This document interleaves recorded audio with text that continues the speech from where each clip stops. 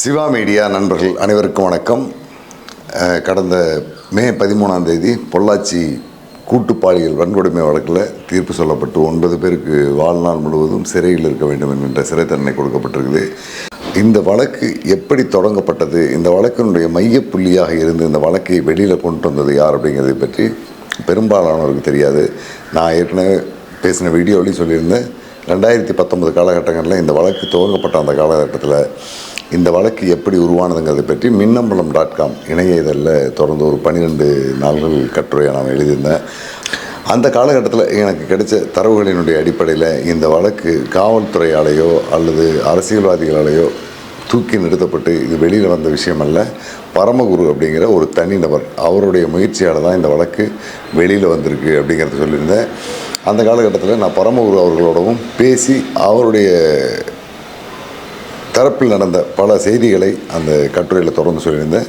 கடந்த 14ஆம் தேதி நான் போட்டிருந்த வீடியோலையும், அதாவது பொள்ளாச்சி பாலியல் வழக்கினுடைய தீர்ப்பு வெளிவந்த மறுநாள் பேசின வீடியோலையும் சொல்லியிருந்தேன். அதுக்கு பிறகு 2019 இன்றைய வரைக்கும் பரமகுருவோட அப்பப்போ பேசி தொடர்பு தான் இருந்துட்டு இருந்தேன். ஆனால் அவர் இந்த விவகாரத்தை பற்றி ஒரு கேள்வி கேட்டோம்னா ஆம் அல்லது இல்லை என்கிற அளவில் தான் பதில் சொல்லிக்கிட்டே போயிட்டு இருந்தார். இதை பற்றி அவருக்கு பேசுகிறதுக்கு விருப்பம் இல்லைன்னா அந்தளவுக்கு அவருடைய மனம் அதில் காயப்பட்டிருக்கு. அந்த பாதிக்கப்பட்ட 12 பெண்கள் தரப்பிலிருந்து சொல்லக்கூடிய செய்திகள், அவங்களுடைய குடும்ப சூழ்நிலை, அவங்களுடைய வாழ்வியல் பிரச்சனைகள்லாம் மிக மோசமான பாதிப்புக்குள்ளாக இருக்குது. அதனால் அதை அவர் கடந்து போகவே விரும்பிட்டு இருந்தார். மீண்டும் தொடர்ந்து பேசுனதை தொடர்ந்து 13ஆம் தேதி என்னை சந்தித்து பேசணும்னு சொன்னார், 14ஆம் தேதி சந்தித்து பேசணும்னு சொன்னார். ஆனால் அது எல்லாமே அவர் தவிர்த்துட்டார். அதுக்கு பிறகு மீண்டும் ஒரு பெரிய முயற்சி எடுத்ததுக்கு பிறகு நேற்று அவரை சந்தித்து ஒரு நேர்காணல் எடுக்கிறதுக்கான வாய்ப்பாக இருந்தது. அந்த நேர்காணலுக்காக நான் பொள்ளாச்சி போயிருந்தேன். நாங்கள் 2 பேரும் பேசிகிட்டு இருக்கும்போது சில விஷயங்களை மேலோட்டம் பேசும்போது சொன்னார், இந்த விவகாரத்தில் பாதிக்கப்பட்ட பெண்களுடைய பெற்றோர்கள் யாராவது காவல் நிலையத்துக்கு போயிருக்காங்களா அப்படிங்கிறத பற்றி கேட்டேன். பலரும் போயிருக்காங்க, ஆனால் புகார் எடுக்கப்படவில்லை அப்படிங்கிறத சொன்னார். அந்த குடும்பத்தில் இருக்கிற பெற்றோர்களுக்கு அந்த விவகாரமெல்லாம் தெரியுமா தோழர் அப்படின்னு அப்புறம் கேட்கும்போது ஒரு அப்பாவை நான் பார்க்கும்போது இந்த விவகாரத்தை பற்றி பேச ஆரம்பிக்கிறதுக்கு முன்னே அவங்க குடும்பத்தில் இருந்த எல்லாருமே கண்ணீர் விட்டாங்க. என்னென்ன நடந்தது நான் கேட்கும்போது, என் பொண்ணுக்கு 4 முறை நான் கூப்பிட்டு போய் அபார்ஷன் பண்ணிட்டு வந்துட்டேன், இன்னும் இந்த நாயை தொல்லை பண்ணிகிட்டே இருக்கானுங்க அப்படிங்கிற செய்தியை சொன்னார். அதை கேட்டதுக்கு பிறகு என்னாலையும் தொடர்ந்து அவரோட பேச முடியல. ஒரு மிக மோசமான, அதாவது இதில் மனிதத்தன்மையற்ற செயலாக இந்த நாயை நடந்திருக்காங்கிறது தெரியுது. ஒரு பெண் ஏதோ ஒரு சூழலில் இவனை விரும்பி வந்துட்டு அதில் ஒரு வீடியோ எடுத்து வச்சுட்டு அந்த வீடியோவை காட்டி தொடர்ந்து 3 மாதம் 4 மாதத்துக்கு ஒரு முறை, கிட்டத்தட்ட ஒரு 1.5 ஆண்டு காலத்துக்குள்ளாக 4 முறை அந்த பெண்ணை கூட்டிகிட்டு போய் அவங்க அப்பா கருக்கலைப்பு செய்தும் அதற்கு பிறகும் அந்த பிள்ளைய இவங்க தொலை பண்ணிட்டு இருந்திருக்காங்க. இதெல்லாம் கேட்டதுக்கு பிறகு என்னால் பரமகுருவோட கூட இயல்பாக பேச முடியல. அவரும் அதே மனநிலை தான் இருக்கார். இதெல்லாம் மறந்து நான் கடந்து போய் அடுத்த கட்ட வாழ்வையை பார்க்க விரும்புகிறேன். அந்த பிள்ளைங்க எல்லாருமே இன்றைக்கி நல்லபடியாக அவங்களுடைய குடும்பத்தோடு சந்தோஷமாக இருக்காங்க. மீண்டும் அவங்கள நான் நினைக்கிறதோ அல்லது அவங்க அதை நினைக்கிறதோ தேவையில்லைங்கிறதுனால தான் நான் இந்த நேர்காணலை நான் ஒத்துக்கவே இல்லை அப்படின்னாரு. இருந்தாலும் அவர்கிட்ட பேசின நேர்காணல் அது எதுக்காகனா, எதிர்காலத்தில் எந்த மாதிரியான சிக்கல்கள் வந்தாலும் அதை நம்ம எதிர்கொள்கிறதுக்கு தயாராக இருக்கணுங்கிற சில கருத்துக்களையும் அவர் சொல்லியிருக்காரு. இந்த வழக்கை எப்படி கொண்டு போனால் எப்படி அது முடிவுக்கு வந்ததுங்கிறதையும் தெளிவாக சொல்லியிருக்காரு. தொடர்ந்து ஒரு 4-5 பகுதிகளாக அவருடைய நேர்காணல் வரும். தொடர்ந்து வீடியோ பாருங்கள். நன்றி, வணக்கம்.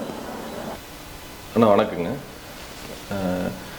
அதாவது இந்த வழக்கு எதன் அடிப்படையில் வருது அப்படின்னா, இந்த வழக்கில் நம்ம பாதிக்கப்பட்டுடைய நம்ம பொண்ணுடைய அண்ணன் நமக்கு நல்ல பழக்கம், அதுதான் ஃபஸ்ட்டு காரணம். அந்த பொண்ணு பார்த்திங்கன்னா நம்ம பழனி ரோட்டில் தனியார் கல்லூரியில் அவங்க ஒரு யூஜி படிச்சுட்டு இருக்கிறாங்க. படிக்க போகும்போது அந்த பொண்ணுக்கும் ஒருத்தருக்கும் ஒரு ப்ரொப்போசல், காதல் ப்ரொப்போசலில் அறிமுகமாகறாங்க.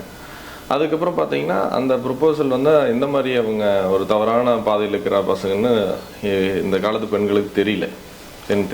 பெரும்பாலான இப்போ யாருக்கும் தெரியாது. எல்லாருமே சாதாரண இயல்பாக ஒரு பொண்ணு ஒரு பையன் காதலிக்கிறாங்க. அதன் அடிப்படையில் தான் ஒரு பொண்ணு ஒரு பையன் கூட பழகும், இதுதான் பேச்சு. அதன் அடிப்படையில் அந்த பொண்ணு பார்த்திங்கன்னா அந்த பையன் கூட அந்த காலேஜுக்கு வெளியில் அந்த பக்கத்து ரோட்டில் பேசுறதுக்கு கூப்பிட்ருக்கான். பேசுறதுக்கு போகும்போது அந்த பிள்ளையோட பக்கத்தில் இருக்கிற மாதிரி 2 ஃபோட்டோஸ் எடுத்துகிட்டு அந்த பிள்ளை பார்த்திங்கன்னா ஒரு நாள் கழித்து மறுபடியும் உங்களோட நான் இருக்கிற ஃபோட்டோஸ் இருக்குது, அந்த மாதிரி நான் கூப்பிட்றதுக்கு நீ வரணும்னு சொல்லி அந்த பிள்ளை த்ரெட்டனிங் கொடுக்குறான். அப்படி கொடுத்தது பார்த்திங்கன்னா சபரிராஜன் தான் கொடுக்குறா. அப்படி ஃபஸ்ட்டு சபரிராஜன் அவர் இப்போ இந்த குற்றவாளத்து கூட்டத்தில் A1 குற்றவாளியாக இருக்கிறாரு. அந்த சபராஜன் அவருக்கு கொடுக்கும்போது அந்த புள்ள வந்து அவங்க கூட போகிறதா இல்லை வேண்டாமா இல்லை வந்து இது வீட்டில் சொல்கிறதான்னு தெரியாமல் வீட்டில் அவங்க அம்மா அப்பாலாம் பார்த்தீங்கன்னா ஒரு பேஷண்ட்டு ஹார்ட் பேஷண்ட்டு அவங்க வீட்டில் அம்மா அப்பாட்டு சொல்ல முடியாது. அப்போ வந்து அந்த புள்ள வந்து தவிர்க்க முடியாமல் ஒரு இரவு நேரத்தில் அண்ணங்கிட்ட சொல்லிட்டு அழுகுது. இந்த மாதிரி கூப்பிட்டாங்க, காரில் வந்து போனதுக்கப்புறம் இந்த மாதிரி வந்து வீடியோ எடுத்து வச்சுட்டு இந்த மாதிரி நான் வந்து த்ரெட்னிங் கொடுக்குறான், நான் கூட அந்த தவறான ஒரு வழக்குலையும் நான் பழகலை. சபரிராஜன் தான் பழகினது, எல்லாம் சபரிராஜன் தான் பழகுறான். அதுக்கப்புறம் அந்த பிள்ளை என்ன பண்ணுதுன்னா அவங்க அண்ணங்கிட்ட சொன்னதுக்கப்புறம் அவங்க அண்ணனுக்கு அதை எப்படி ஹேண்டில் பண்ணுறதுன்னு தெரியல. அதுக்கப்புறம் அவன் என்ன பண்ணான்னா அவனுடைய ஃப்ரெண்டுகள்கிட்ட 4 முக்கியமான ஃப்ரெண்டுகிட்ட சொல்கிறான். அதில் பார்த்தீங்கன்னா நம்ம தாமோதரங்கிற பையன், நவாஸு, அப்புறம் என்னோட தம்பி அவனை பிடிச்சி அடிச்சிருப்பான் அருண் வெங்கடேஷ், இந்த மாதிரி பசங்கிட்ட அவன் கூப்பிட்டு சொன்னான். தியாகு அவன் வந்து பக்கத்தில் ஒரே ஏரியா தான் அவங்க வீட்டுக்கும் பக்கத்தில் எல்லாமே இருக்கிற பசங்க தியாகுங்கிட்ட சொல்கிறாங்க. அப்போ இவனை என்ன பண்ணுறான்னா ஒரு நேரத்தில் பாப்பா வீடியோ இருக்குது, ஏதோ ஃபோட்டோ வீடியோ எடுத்து வச்சிருக்கான்னு சொல்லி சொன்னதுக்கப்புறம் இந்த எல்லாத்தோட நோக்கமே என்னென்னா சபரிராஜன் வந்து எப்படின்னா பழக்கம்னா கிளாஸ்மேட் தான் சபரிராஜன், ஸ்கூலில் படிச்சிருக்கான். அப்போ இவன் வந்து இந்த தரப்புல ஆர்கனைஸ் ஆகிட்டு இருக்கிற இவங்களுக்கும் அவன் தெரிஞ்சவன் தான், பக்கத்து தானே. அவனும் பக்கோதி வளையம், இவங்க இருக்கிற வீடும் எல்லாம் பக்கம் தான். அப்பதான் இந்த பிள்ளைல காலேஜ் போகும்போது வரும்போது அந்த பிள்ளைய ஸ்கூலுக்கு போற வரத பாத்துக்கிறான். ஒரு பிள்ளை அழகாவோ ஒரு பிள்ளை பார்க்கும்போது ஒரு பருவத்துல வந்து ஒரு பையனை பார்க்கும்போது அதை வந்து அவன் சாதகமாக பயன்படுத்துறான். எல்லா பெண்களுக்குமே ஆண்களுக்குமே ஒரு வகையில் ஒரு காதல் வந்து ஒரு நேரத்தில் வரும். அதை வந்து மனிதன் அல்ல, அதை வந்து இவன் சரியா வந்து அவனோட போதைக்கு பயன்படுத்துறான். அதுதான் இந்த குற்றத்துல வந்து நம்ம குறிப்பிடுறது, அந்த குற்றத்துல குறிப்பிடுறது அதுதான். எந்த பொண்ணும் காதல் பண்ணாம கிடையாது, எந்த பசங்களுக்கும் காதல் வராம கிடையாது. அப்படி காதல் அப்படின்னா மனிதனே இல்லைன்னு தான் நம்மளும் சொல்றோம். அப்போ இந்த மாதிரி நல்ல பெண்கள் வந்து அதுல வந்து பாதிக்கப்படும் பொழுது அதை என்ன பண்றான், சரின்னு சொல்லி போட்டு ஃபாலோ பண்ணி போறோம். ஃபாலோ பண்ணி போகும்போது உங்களுக்கு இப்படிதான் வருது தகவல், இவங்க மூலமா நண்பர்கள் வட்டத்தில் தான் வருது. அப்புறம் நான் என்ன பண்றேன்னா சபரிராஜனை போய் முதல்ல கூப்பிட்டு நம்ம பாப்பாவோட வீடியோ வந்து இருக்கான்னு மட்டும் எடுத்துருங்கன்னு சொல்லும்போது அவன் என்ன பண்றான், அப்போ பொள்ளாச்சிக்கு பக்கத்தில் இருக்கிற ஏரிப்பட்டிங்கிற ஒரு இடம், கிராமம், அதாவது ஊஞ்சலாம்பட்டி பக்கம், அந்த திப்பம்பட்டிக்கும் பக்கம், அங்கே வந்து ஒரு ரியல் எஸ்டேட்டில் ஒரு சைட்டில் பார்த்தீங்கன்னா வந்து ஏதோ கொஞ்சம் கன்ஸ்ட்ரக்ஷன் வேலை ஏதோ பார்க்குறக்கு அங்கே தான் வேலை செஞ்சுட்டு இருக்கான். அப்போ அந்த காலேஜுக்கு இவனுக்கும் ஒரு பக்கம் தான் சபரிராஜனுக்கு அடிக்கடி போகிறோம். அந்த ரோடு வந்து நல்லா ஆள் நடமாட்டம் இல்லாத ஒரு ரோடு. அங்கே வந்து ஒரு கூட்டு போய் ஒதுங்கிட்டோம்னா யாருக்கு தெரியாது, அவன் சாதகமாக பயன்படுத்திட்டான். அப்போ தெரிஞ்சு போகும்போது சபரிராஜனை போய் அந்த இடத்துல வந்து போய் பிடிச்சி, இப்போ நம்ம கூட நான் சொன்ன பசங்க எல்லாருமே 10 பேர் ஃப்ரெண்ட்ஸ் எல்லாம் போய் நான் மிரட்டி கேட்க சொல்கிறேன். மிரட்டி கேட்டு பிடிச்சி ஃபஸ்ட்டு கேட்கும்போது அவன் எந்த வீடியோ இல்லைன்னு சொல்லி கொஞ்சம் ஜகத்தனமாக பேசுகிறான். அப்புறம் அவனை பிடிச்சி அந்த கடைக்கு முன்னாலேயே, பொதுமக்கள் முன்னாலேயே பார்த்தீங்கன்னா அந்த டீ கடை முன்னாலேயே எல்லாத்தையும் அடிச்சிடுறாங்க. அடித்து அவனை கூட்டிகிட்டு வர சொல்லிடுறான். நான் கூட்டிகிட்டு வந்துடுறேன். கூட்டிகிட்டு வான்னு சொன்னதுக்கப்புறம் அவனை கூட்டிகிட்டு காரில் ஏற்றிட்டு வரும்போது அவனை எல்லா டீட்டிலும் அதுக்குள்ள அடிச்சிட்டாங்க. கீழே கேட்கும்போது நம்மளுடைய அப்போ தான் வந்து இந்த கேஸுடைய ட்விஸ்ட்டே ஆரம்பிக்குது. அதான் ஃபர்ஸ்ட் ட்விஸ்ட் அங்கே தான் ஆரம்பிக்குது. இந்த ஒன்றைத்தான் இவன் செஞ்சுட்டு இருக்கான் அப்படிங்கிறது ஆரம்பிக்குது. நம்ம பாப்பா வீடியோ திரு சபரிராஜனோட வீடியோ ஃபோனில் கிடையாது. ஏன்னா இந்த பிரச்சனை வந்து இப்படி போகுங்கிறத அவன் முன்கூட்டியே சுதாரிச்சுக்கிட்டான் சபரிராஜன். திருநாவுக்கரசுக்கு ஆச்சிவட்டி மணியனுக்கு இந்த வீடியோ அனுப்பிட்டேன்னு சொல்லிட்டான். அடி தாங்க முடியாமல் என்கிட்ட சொல்லிடுறான். இந்த கேஸ் வந்து இப்படித்தான் போகுது, தெளிவாக இதை நோக்கி தான் போச்சு. போகும்போது அப்புறம் என்ன பண்றோம், சபரிராஜனை கொண்டு கூட்டிட்டு தம்பியில் என்ன பண்றாங்க, அவனை வெளியில் விட முடியாது, விட்டா சிக்கல். அப்புறம் அவனுக்கும் ஆள் பலம் இருக்கு, அவனுக்கு அரசியல் பலம் இருக்கு. அந்த காலகட்டத்தில் அவன் நம்ம செல்வாக்கா வாழ்ந்தவனு, அந்த நேரத்தில் ஃபினான்சியலாக ரொம்ப ஸ்ட்ராங்கானவனுங்க. அப்போ என்ன பண்றாங்க, அந்த இடத்துல அந்த நேரத்தில் அந்த சபரிராஜனை கூட்டிட்டு என்னோட தோட்டத்துக்கு சுபேண்டன்பூர் வரன்னு சொல்லி கூப்பிடுறாங்க. சுபேண்டன்பூர் வரன்னு சொல்லி எனக்கு கூப்பிடுறாங்க. எனக்கு ஏன் சுபேண்டன்பூர் வரணும்னு சொல்லிட்டேன்னா, அந்த நேரத்தில் சுபேண்டன்பூர் பக்கம் தான் சின்னப்பம்பாளையம், அந்த திருநாவுக்கரசுடைய சொந்த ஊர். அப்போ அங்கே வந்து அவனுக்கு சாதகமாக போயிட்டு அது தெரிஞ்சிடுன்னு சொல்லி போட்டு நாங்கள் என்ன பண்ணுறோம், இங்கே வந்து இந்த ஊர் பக்கம், அதாவது நம்ம ஆஞ்சநேயர் கோயில் பக்கத்தில் ஒரு சின்ன கிராமம், அந்த ஊரில் வந்து ஒரு தோட்டத்தில் ஃபார்ம் ஹவுஸ் இருக்குது, குள்ளைகொன்னூர்னு சொல்லி. உங்களுக்கு வேண்டப்பட்டோம் மணியினுடைய ஃபார்ம் ஹவுஸ். அது அங்கே வீட்டில் யாரும் இல்லை, அவங்க அம்மா அப்பாலே யாரும் இல்லை. அப்போ என்ன பண்ணுறோம்னா அந்த சபரிராஜனை கொண்டு போய் உட்கார வச்சிடறோம். அப்புறம் திருநாவுக்கரசை வர வைக்கிறதுக்கு ஒரு திட்டம் போடுறோம். அவங்க இடத்துல தான் இருக்குன்னு சொல்லிட்டான். ஆமாம், இப்போ அதை பிடிக்கணும். ஆமாம், திருநாவுக்கரசுக்கும் சபரிராஜன் கான்டாக்ட் இல்லாமல் கொஞ்சம் தெளிவாக பார்த்துக்கிட்டோம். அப்படி பார்த்துக்கும்போது ஒரு சின்ன ஒரு வரவு செலவு இதில் இங்கே வந்தால் செட்டில் பண்ணுறேன்னு சொல்லி போட்டு நம்ம என்ன பண்ணுறோம், அவனை அந்த திருநாவுக்கரசை வந்து அங்கே கூப்பிட்றோம். திருநாவுக்கரசுக்கும் அந்த பணம் குடுக்கல் வாங்கல் இருக்கிற எல்லா பக்கம் குடுக்கல் வாங்குறதுல தினேஷன் வக்கம்பலத்து பையனுக்கும் ஆல்ரெடி ஒரு கனெக்டிவிட்டி இருக்குது. அப்போது அவனுக்கு இவன் நம்மளால பணம் கொடுக்காம இழுத்தடிக்கிறத சாதாரணமாக பயன்படுத்தி இங்கே வா தர்றோம் இந்த இடத்துல இருக்குன்னு சொல்லி தினேஷ் வச்சு பேச வைக்கிறோம். இது உடனடியாக எடுக்கிற முடிவு, ரொம்ப வேகமான முடிவு எடுத்திருக்கீங்க. ஆமாம். அப்போ ஏன்னா வீடியோ அமௌண்ட் இருக்குங்கிற ஒரு கோவம் தான் நம்மளுக்கு. இவனை வெளியில் விட்டாலும் போயிடும். இவனை வெளியில் விட்டோம்னா இந்த டீமையே முடிச்சிடுவான். இன்க்ளூடிங் நான் எவ்வளோ பலமான ஆளாக இருந்தாலும் என்னையவே அவனுக்கு சரிச்சிடுவானுங்க. அவனை அவ்வளோ கொஞ்சம் பலமான நாட்கள் தான். அதில் வந்து மாட்டுக்கிறதுல சொல்ல முடியாது. நம்ம அப்புறம் அந்த பலம் தான் இவனுக்கு அந்த அளவுக்கு செய்யறதுக்கு காரணமா இருந்து யாரு தட்டி கேட்கறதுக்கு அவங்களுக்கு அச்சப்படுறதுக்கு ஒரு காரணமாகவும் ஆயிப்போச்சு. எந்த ஒரு மக்களுமே இப்போ தட்டி கேட்கறது இல்லை. இப்போ ஒரு தப்பு நடக்குதுன்னா நம்மளுக்கு என்ன விலைக்கு தான் போறாங்களே, யாருமே தட்டி கேட்கறது இல்லை. இது ஏன் இப்படி நடக்குதுன்னு ஒரு பொண்ணை கேட்க முடியாது, ஒரு பையனையும் கேட்க முடியாது. கண்டுங்கன்னா விலைக்கு போயிடுறோம். அதுவுமே இது ஒரு பெரிய காரணம் தான் இருக்கு. அப்போ என்ன பண்ணுறோம், அந்த வர சொல்லும்போது இந்த இடத்துக்கு சமத்தூர் வர சொல்கிறோம். அப்புறம் ஆஞ்சநேயர் கிட்ட நிற்கிறேன்னு சொல்கிறோம். அப்புறம் இங்கே தான் முன்னால் நிற்கிறேன் அப்படின்னு சொல்லும்போது அவன் ஒரு பையனோட கூட்டிகிட்டு அவன் காரில் வர்றான். வந்ததுக்கப்புறம் எல்லோரும் இருக்கிறத பார்த்து கொஞ்சம் சுதாரிக்கும் போது அப்புறம் அவனை வந்து மறுபடியும் பார்த்தீங்கன்னா பசங்க உட்கார வைக்கிறாங்க. திருநாவுக்கரசர்கிட்ட இவங்க யாரும் போய் மிரட்டுறதுக்கு பயந்துக்கிறாங்க. திருநாவுக்கரசர் நோக்கி போய் மிரட்டுறதுக்கு இருக்கிற பசங்களுக்கு பயம். திருநாவுக்கரசர்கிட்ட தான் அவங்க கொஞ்சம் பயந்துக்கிறாங்க. அப்போ என்ன பண்ணுறாங்கன்னா உடனே நீங்கள் வரணும்னு என்னை அழுத்தம் கொடுக்குறாங்க. ஏன்னா தோட்டத்தில் என்னோட சொந்த ஊர் சுப்பேடம்பூரில் அங்கே இருக்கிறேன். அப்போ ஆள் வந்துட்டா லாக் ஆகிட்டா அவங்களுக்கு அதுக்கப்புறம் ஒன்றும் பண்ண முடியல. இதுதான் நிலவரம். இதுக்கப்புறம் அவனால யாரும் போய் திருநாவுக்கரசர்கிட்ட பேசி பண்ணுற அளவுக்கு உங்களோட திறமை. அப்போ நான் என்ன பண்ணுறேன், நான் போக முடியாதனால நம்ம சமத்தூரில் செந்தில் தம்பியும் அருண் வெங்கடேசன் தம்பி அருண் அவன் அனுப்பிச்சுட்றேன். அவன் போய் அந்த வீடியோ வந்து அவன்கிட்ட இருந்தால் வாங்க அவனுக்கு கொஞ்சம் அவனோட சின்ன பசங்க எல்லாருமே, அதாவது அப்படின்னா திருநாவுக்கரசோட சின்ன பசங்க, அவனோட மிரட்டுறதுக்கு அவனுக்கு பயம்.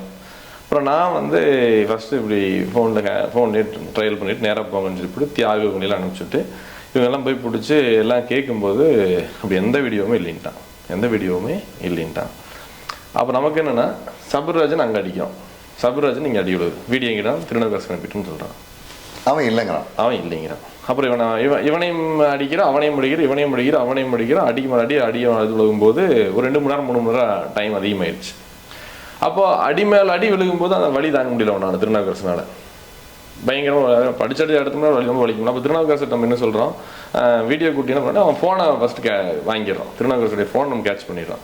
ஃபோன் வாங்கினதுக்கப்புறம் அவங்ககிட்ட வந்து அந்த பாஸ்வேர்டு வாங்க முடியல, சொல்ல மாட்டேன்ட்டான். அப்புறம் அட்டி போட்டு நைட்டில் தட்டி அப்புறம் பாஸ்வேர்டு வாங்குறோம். பாஸ்வேர்டு வாங்கினதுக்கப்புறம் என்ன பண்ணுறோம்னா அதில் எதில் வச்சிருக்கான்னு சொல்ல மாட்டோம். ஐஃபோன் யூஸ் பண்ண தெரிஞ்ச ஆட்கள் அப்போ குறைவு, அந்த காலகட்டத்தில் யாருக்கு தெரியாது. 2 பேர் 3 விதத்தை தெரியும். அந்த 2 பேர் 3 உட்கார வச்சு அதை ஓப்பன் பண்ண சொல்கிறேன். ஐ நான் ஸ்பாட்டுக்குள்ளே வெளியில தான் பண்ண சொல்கிறேன். ஓப்பன் பண்ணி பாஸ்வேர்டு கொடுக்கல, அப்புறம் வேலெட்டில் வச்சுருக்கான். அப்புறம் அடிச்சு போட்டு நல்லா அடிச்சு பார்க்கும்போது உங்கள் பாப்பா வீடியோ இல்லைன்னு சொல்லி போட்டு ஃபோனை கொடுத்துட்றான். பாப்பா வீடியோ இல்லைன்னு அவன் பண்ணிட்டு அவன் அடிச்சு கேட்கும்போது அவன் என்ன சொல்கிறான், ஆச்சுட்டி மணின்னு அனுப்பிச்சிட்டுன்னு சொல்கிறான். ஆச்சுட்டி மணினுக்கு ஃபோன் பண்ணுறோம். நமக்கு தேவை அந்த வீடியோ நோக்கி தான் நம்ம போகிறோம், நம்ம எதையும் நோக்கி நம்ம பயணம் பண்ணல. போகும்போது தான் அப்போ அந்த வீடியோ வந்து அதுக்குள்ள ஆச்சுட்டி மணியை எடுக்கல, ஃபோன் எடுக்கல. அப்புறம் திருநாவுக்கரசுக்கு போட்டு அடின்னு அடித்து அந்த வேலெட்டில் பார்த்ததுக்கப்புறம் என்ன போச்சு, நைட்டு ஒரு மணி சரியாக ஒரு 9 மணி 10 மணி ஆகிப்போச்சு. அப்போது அந்த ஃபோனில் இருக்கிற வீடியோ பார்த்ததையுமே இவனுக்கு பயந்துக்கிட்டானுங்க. நம்ம கூட போன பசங்க பயந்துட்டானுங்க. அவ்வளோ வீடியோ இருந்துச்சு. அவ்வளோ வீடியோன்னா ரொம்ப பத்திரிகைகள் சொல்கிற மாதிரி 1000 வீடியோ 2 அப்படிலாம் இல்லை. ஒரு ரோல் பண்ணால் போகும். அந்த வீடியோவில் வந்து ஃபோட்டோவும் இருக்கும் வீடியோவும் இருக்கும். அதுதான் காரணம். இப்படி ஒரு ரோல் டச் பண்ணால் சருன்னு மேலே போகும். அந்த அளவுக்கு அதில் வீடியோ ஃபுட்டேஜ் ஒரு 30-40 அந்த அளவு இருக்கும். அது என்னைக்கு தெரியாது, என்னைக்கு வந்து நம்ம சரியாக சொல்லக்கூடாது, தெரியல. நிறைய பொண்ணோட ஃபோட்டோஸும் வீடியோஸும் அவன் எடுத்து வச்சுருந்துருக்கான். யார் திருநாவுக்கரசு. நம்ம யாரை கேட்குறோமோ அது இல்லை. அப்புறம் தான் நம்ம என்ன பண்ணுறோமோ இத்தனை வீடியோ எப்படா எடுத்தீங்கன்னு சொல்லி போட்டு மறுபடியும் திருநாவுக்கரசை போட்டு பெறட்டுறோம், அடி போட்டு தட்டி எடுக்கிறோம். தட்டி எடுத்து போட்டு நோக்கம் மாறுது. நம்ம ஒரு வீடியோ மாறல, பயப்படுறோம். இது எப்படி ஹேண்டில் பண்ணுறதுன்னு தெரியல. இதில் நோக்கமெல்லாம் மாறல. இதில் வந்து நம்ம வந்து இந்த காரியம் வந்து சாதாரணமாக முடிஞ்சுதான் நம்ம எப்படி வேணாலும் பேச முடியாது. பயப்படுறோம். இது எப்படி ஹேண்டில் பண்ணுறது, இது யார்கிட்ட கொண்டு போகிறது.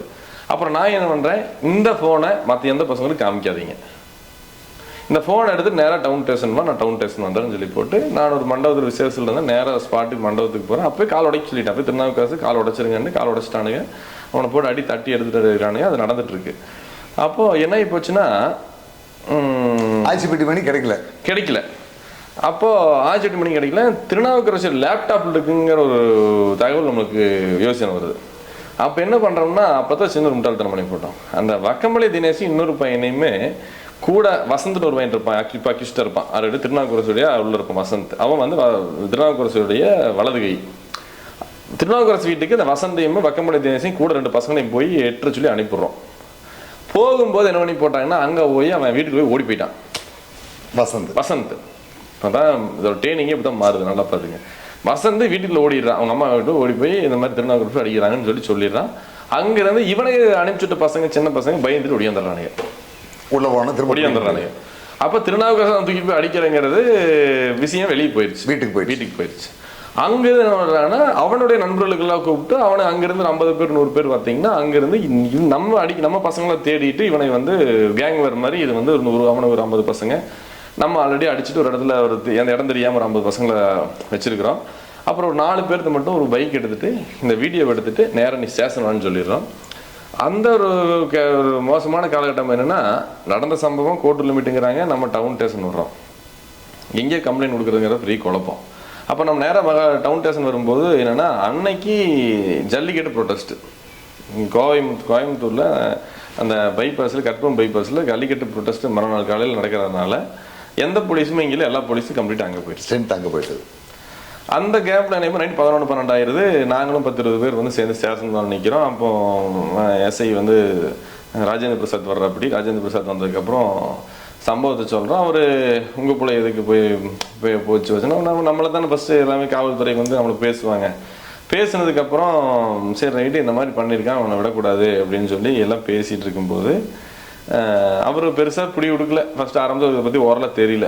அப்புறம் இருந்தாங்க ஃபோட்டோ, அப்புறம் பசங்க வந்துட்டாங்க. அப்போ பசங்க வரும்போது இவங்க வந்து கோட்டூர் ரோடு பாலத்துக்கு கீழே வந்து நம்ம பசங்களை வந்து வந்துட்டு இருக்கிறாங்க. ஆப்போசிட் டீம் பார்த்தீங்கன்னா ஒரு 50 பசங்க ஒரு பைக்கில் நம்ம டவுன் ஸ்டேஷன் மேலே பெரிய கும்பலாக ஒரு 11 மணிக்கு வந்துட்டு இருக்காங்க. இவங்களை தேடி போகிறாங்க. அப்போ உடனே எஸ்ஐ கிட்ட பாருங்க, ஒரு பசங்க அடிக்க போயிட்டு இருக்கானுங்க பாருங்க, ஒரு டீமே போகிறானுங்க பாருங்க, எல்லாமே தெரிஞ்சவங்க தான், பொழைச்சி தெரியாத மாதிரி திருநாவுக்கரசு இருக்கிற ஆளுங்க தான் போகிறாங்கன்னு சொல்லி போட்டு காமிக்கிறோம். அப்புறம் என்ன பண்ணுறாங்கன்னா, நான் உடனே ஃபோன் பண்ணி அந்த ஃபோன் கொண்டு வந்துட்டு இருந்த பையன் பேர் விக்கி, அவனை ஃபோன் பண்ணி உங்களோட அடிக்கிறதுக்கு வந்துட்டு இருக்கானுங்க, நீங்கள் உங்கள் கண்ணில் சிக்கிறாதீங்க, ஏதாச்சும் ஒளிஞ்சுக்கங்கன்னு சொல்கிறோம். அப்போ என்ன பண்ணுறாங்கன்னா, அந்த கோட்டரோட மேம்பாலத்துக்கிட்ட பொள்ளாச்சியில் எல்லாம் ஒளிஞ்சுக்கிறாங்க. அப்போ இவனுக்கு கிராஸ் ஆகி போனதுக்கப்புறம் அந்த பசங்க ஸ்டேஷன் வர்றாங்க. மெட்டீரியல் வந்துருச்சு, ஸ்டேஷன் வந்துருச்சு. ஸ்டேஷன் வரையும் எஸ்ஐ கிட்ட அந்த வீடியோ கொடுக்குறோம். அதுக்கு முதலே நம்ம காவல்துறை மேலே ஒரு நம்பிக்கை இல்லாமல் நம்ம கொடுக்குற பசங்க ஒரு 3-4 வீடியோவை எடுத்து வச்சுக்கிட்டாங்க, காவல்துறை பாதுகாப்புக்கு எடுத்து வச்சுக்கிட்டாங்க. அதில் என்ன பண்ணிட்டோம்னா, அந்த நேரத்தில் எஸ்ஐ வந்து உட்காந்துட்டு வந்தவர் வீடியோ பார்த்து எந்திரிச்சிடுறாரு. இந்த சம்பவங்கள் வந்து அந்த காவல் அதிகாரிக்கே பார்த்தீங்கன்னா, அந்த ஆய்வாளருக்கே வந்து புதுசு. அவரே பார்த்தீங்கன்னா ரொம்ப அப்செட் ஆகிடுறாரு. பார்த்துட்டு வீடியோ வாங்கி ஒரு டேபிள் உள்ள வச்சிடுறாரு, மொபைல் வச்சுட்டு, நீங்கள் இப்போ அங்கே போங்க, நீங்கள் போகாதீங்கன்னு சொல்லி போட்டு இந்த லிமிட் வந்து கோர்ட்டுங்காட்டிக்கு கோர்ட் ஸ்டேஷன் ஃபோன் பண்ணுறாரு. அங்கே வந்து கோர்ட் ஸ்டேஷன் யாரும் இல்லை. அப்போ என்ன பண்ணுறாங்க, ஏசு பலம் ஒரு போலீஸ் இருக்குது, அவரும் ஆலியார் போலீஸ் 2 பேர்த்தையும் வந்து இங்கே அவங்க ரோந்தில் இருப்பாங்க இருக்குது, அவங்கள வந்து இந்த ஸ்பாட்டுக்கு வர சொல்கிறாங்க. இங்கே இப்போ இங்கேன்னு போய் பாருங்கிறாங்க. அப்போ எஸ்ஐ சொல்லிட்டு போயிடுறாரு. எங்கள் கூட ஒரு போலீஸ் அனுப்பிச்சுட்றாரு. அந்த போலீஸ் கூட்டிகிட்டு நாங்கள் வந்து போகும்போது எல்லாம் போய் எங்கே சேர்றோம்னா, சமத்தூர் மணல் மேடு இருக்குல்லங்க, அங்கே போய் நாங்கள் எல்லாம் போய் வாகிஸ்வரி ஸ்கூல் கிட்ட எல்லாம் ஒன்று சேர்றோம். நாங்கள் போய் போலீஸ் அங்கேருந்து போலீஸ் வருது. அப்போ உடனே எங்களுக்கு என்ன தகவல் வருதுன்னா, நம்ம அந்த வாகிஸ்வரி ஸ்கூல் கிட்ட அந்த குள்ளையானூர் பக்கத்தில் நம்மளோட நம்ம தியாகோட மச்சின சுதனோட தோட்டம் அங்கே இருக்குது. அப்போ வந்து அங்கே வந்து அந்த சுதனோட தோட்டத்துக்கு இவனுக்கு அங்கே 2-3 பசங்க இருக்கிறது எப்படியும் தகவல் தெரிஞ்சிருச்சு. தகவல் தெரிஞ்சிருச்சு. அங்கே போனால் அந்த சம்பவத்துக்கு அந்த பசங்களுக்கு சம்மந்தம் கிடையாது. வந்து சாதாரண ஏதோ வெளியூர் பசங்க 3 பேர் வந்து அங்கே ஏதோ தோட்டத்துக்கு வந்து சாப்பிட்டு வந்துருக்கானுங்க. அப்போ அவனால் பிடிச்சவனுக்கு இடம் தெரியாமல் பிடிச்சி அடிச்சு போடுறானுங்க. யார்? திருநாவுக்கரசு டீம் வந்து அடிச்சிடறானுங்க. அப்போ சுதனுடைய அந்த ஜீப் வந்து அங்கே ஒன்று அந்த பசங்கிட்ட இருக்கு, அந்த ஜீப்பை அடிச்சாலும் உடச்சிட்றானுங்க. அப்புறம் அந்த பசங்களை கூப்பிட்டு அவனை தூக்கிட்டு போயிட்டானுங்க. அதாவது எனக்கு அந்த 3 பசங்களையும் அவனை தூக்கிட்டு போயிடுறானுங்க. அந்த திருநாவுக்கரசு டீம் நம்மால் வர வரைக்கும் அவனை தூக்கிட்டு போயிடுறானுங்க. தூக்கிட்டு போனதுக்கப்புறம் காவல்துறை வருது. அப்புறம் எல்லாம் பேச்சுவார்த்தை ஆனதுக்கப்புறம் எங்களுக்குள்ள என்ன கோபம், எங்களுக்கு என்ன கோபம் ஆயிடுச்சுன்னா, இவ்வளோ தவறு செஞ்சும் போட்டு ஆள் வச்சு அடித்து பசங்களை தூக்கிட்டு போகிற அளவுக்கு இவனுக்கு வந்து யார் வந்து இவனுக்கு வந்து தைரியத்தை கொடுத்ததுன்னு சொல்லி போட்டு காவல்துறைகிட்ட நாங்கள் வந்து சண்டை கட்டோம். அப்போ காவல்துறையிட்ட பெரிய மைனஸ் 2 போலீஸ் இருக்கிறாங்க. இங்கே அந்த சைடு 100 பேர், அந்த சைடு 100 பேர், நல்ல ஸ்ட்ரென்த் இருக்குது. அந்த இடத்துல வந்து என்னன்னா, இங்கே அடித்தடி போடுறது நம்ம நோக்கம் இல்லை. நமக்கு வந்து இது எப்படி கொண்டு போகிறது, காவல்துறை தான் நமக்கு ஒரே மார்க்கும், காவல்துறை எடுத்து போகிறோம். அப்புறம் அந்த ஸ்டேஷன் போனதுக்கப்புறம் அந்த போலீஸ் என்ன பண்ணுறாருன்னா, போயிட்டு எல்லாம் காலையில் வாங்க பேசிக்கலாங்க. அந்த தப்பு செஞ்சவனை வந்து அப்பயே கூட்டிகிட்டு போய் 3 பேர்த்த வந்து இந்த பசங்களை தூக்கிட்டு போனானுல்ல, அவங்கள வந்து ஸ்டேஷன் வரணும்னு சொல்லியிருந்தா, ஸ்டேஷன் போயிருந்தா பிரச்சனைக்கு எனக்கு ஒரு தீர்வு இருந்திருக்கும். போயிட்டு எல்லாம் காலையில் வாங்க பேசிக்கலாம்னு சொல்லி 3 பேரும் மாதிரி அனுப்பி விட்றாங்க. அப்புறம் நாங்கள் வந்து அந்த நேரத்தில் வந்து எல்லாருமே வந்து களைஞ்சு போகிறக்கு விருப்பம் இல்லை. அப்போ நம்ம என்ன பண்ணுறோம், இது இப்படியே விடக்கூடாதுன்னு சொல்லி போட்டு திருநாவுக்கரசை கொடுத்தா இந்த பசங்களை கொடுக்கலாம். அப்புறம் நம்ம ஒரு ஒரு லாங்காக பார்த்திங்கன்னா ஒரு இடத்துல ஒரு ஜீப் நின்று இருந்துச்சு. அந்த அடிச்சு உடச்ச ஜீப்புமா உள்ள பசங்களை ஏற்றிட்டு போய் நிறுத்திட்டானுங்க திருநாவுக்கரசு டீம். அப்போ அந்த ஜீப்பை வந்து இங்கேருந்து எப்படியோ போலீஸும் லைட் அடித்து பார்க்கும்போது தெரிஞ்சிருச்சு. போய் பார்த்தா 3 பசங்க உள்ள உட்கார வச்சுருக்காங்க. அப்புறம் அந்த பசங்க இங்கே தான் அந்த கூட்டத்துக்குள்ளே நிற்கிறானுங்க. பேசி அப்புறம் எல்லாம் வந்து அப்புறம் நாங்கள்லாம் போய் ஒன்றும் வாக்குவாதமாகி அங்கேயே வந்து சண்டையாக வேண்டியது, சண்டை ஆகலை. அப்போ அப்படி நிற்கிது. அப்புறம் அந்த பசங்களை 3 கொண்டு வந்து நான் என்ன பண்ணுறேன், அருண் ஹாஸ்பிட்டல் ஜிஹெச் வந்து ஃபஸ்ட் எய்ட் பண்ணிவிட்டு அருண் ஹாஸ்பிட்டல் அட்மிட் பண்ணிடுறோம். 3 பேர்த்தையும் அட்மிட் பண்ணி நல்ல அடி அவனுக்கு. ஒரு நாள் 2 நாள் அங்கே ஹாஸ்பிட்டல் இருந்தானுங்க.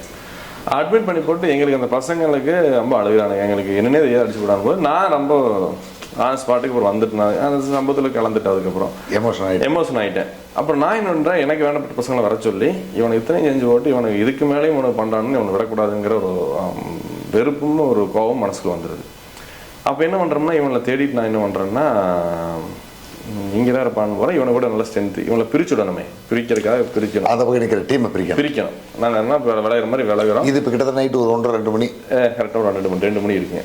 2 மணி சம்பவம் நடக்குது. அப்போ பொள்ளாச்சியில் பழனி இந்த கோயம்புத்தூர் ரோட்டில் நல்லப்பா தேட்டருக்கு ஆப்போசிட் ஆந்திரி ஸ்டேஷனுக்கு முன்னால் ஒரு 10 பேர் வரானு, நாங்கள் ஒரு 10-15 பேர் இருக்கிறோம். 10-15 பேர் இருக்கிறோம். அங்கே வந்து அவனை பிடிச்சி நல்லா தட்டி எடுத்து போடுறோம். தட்டி எடுத்து எல்லாத்துக்கும் ரத்தக்காயம், எல்லாத்துக்கும் இந்த ஆச்சிட்டி மணியனுக்கு, இந்த பைக் பாப்பு உள்ளிருக்கானல்ல அவனுக்கு, அந்த செந்தில்னு ஒருத்தர் இருப்பானுங்க அவனுக்கு, அப்புறம் எல்லாத்துக்குமே நல்ல அடித்து எல்லாம் பயங்கர கலவரம் ஆகி போச்சு. கலவரமானதுக்கப்புறம் எல்லோரும் அங்கேருந்து அப்ஸ்டாண்ட் ஆகிடும், எல்லோரும் ஓடி போயிடும். நாங்களும் தலைமறைவாயிடுறோம், அடிச்சிடறோம், தலைமறைவாயிடுறோம்.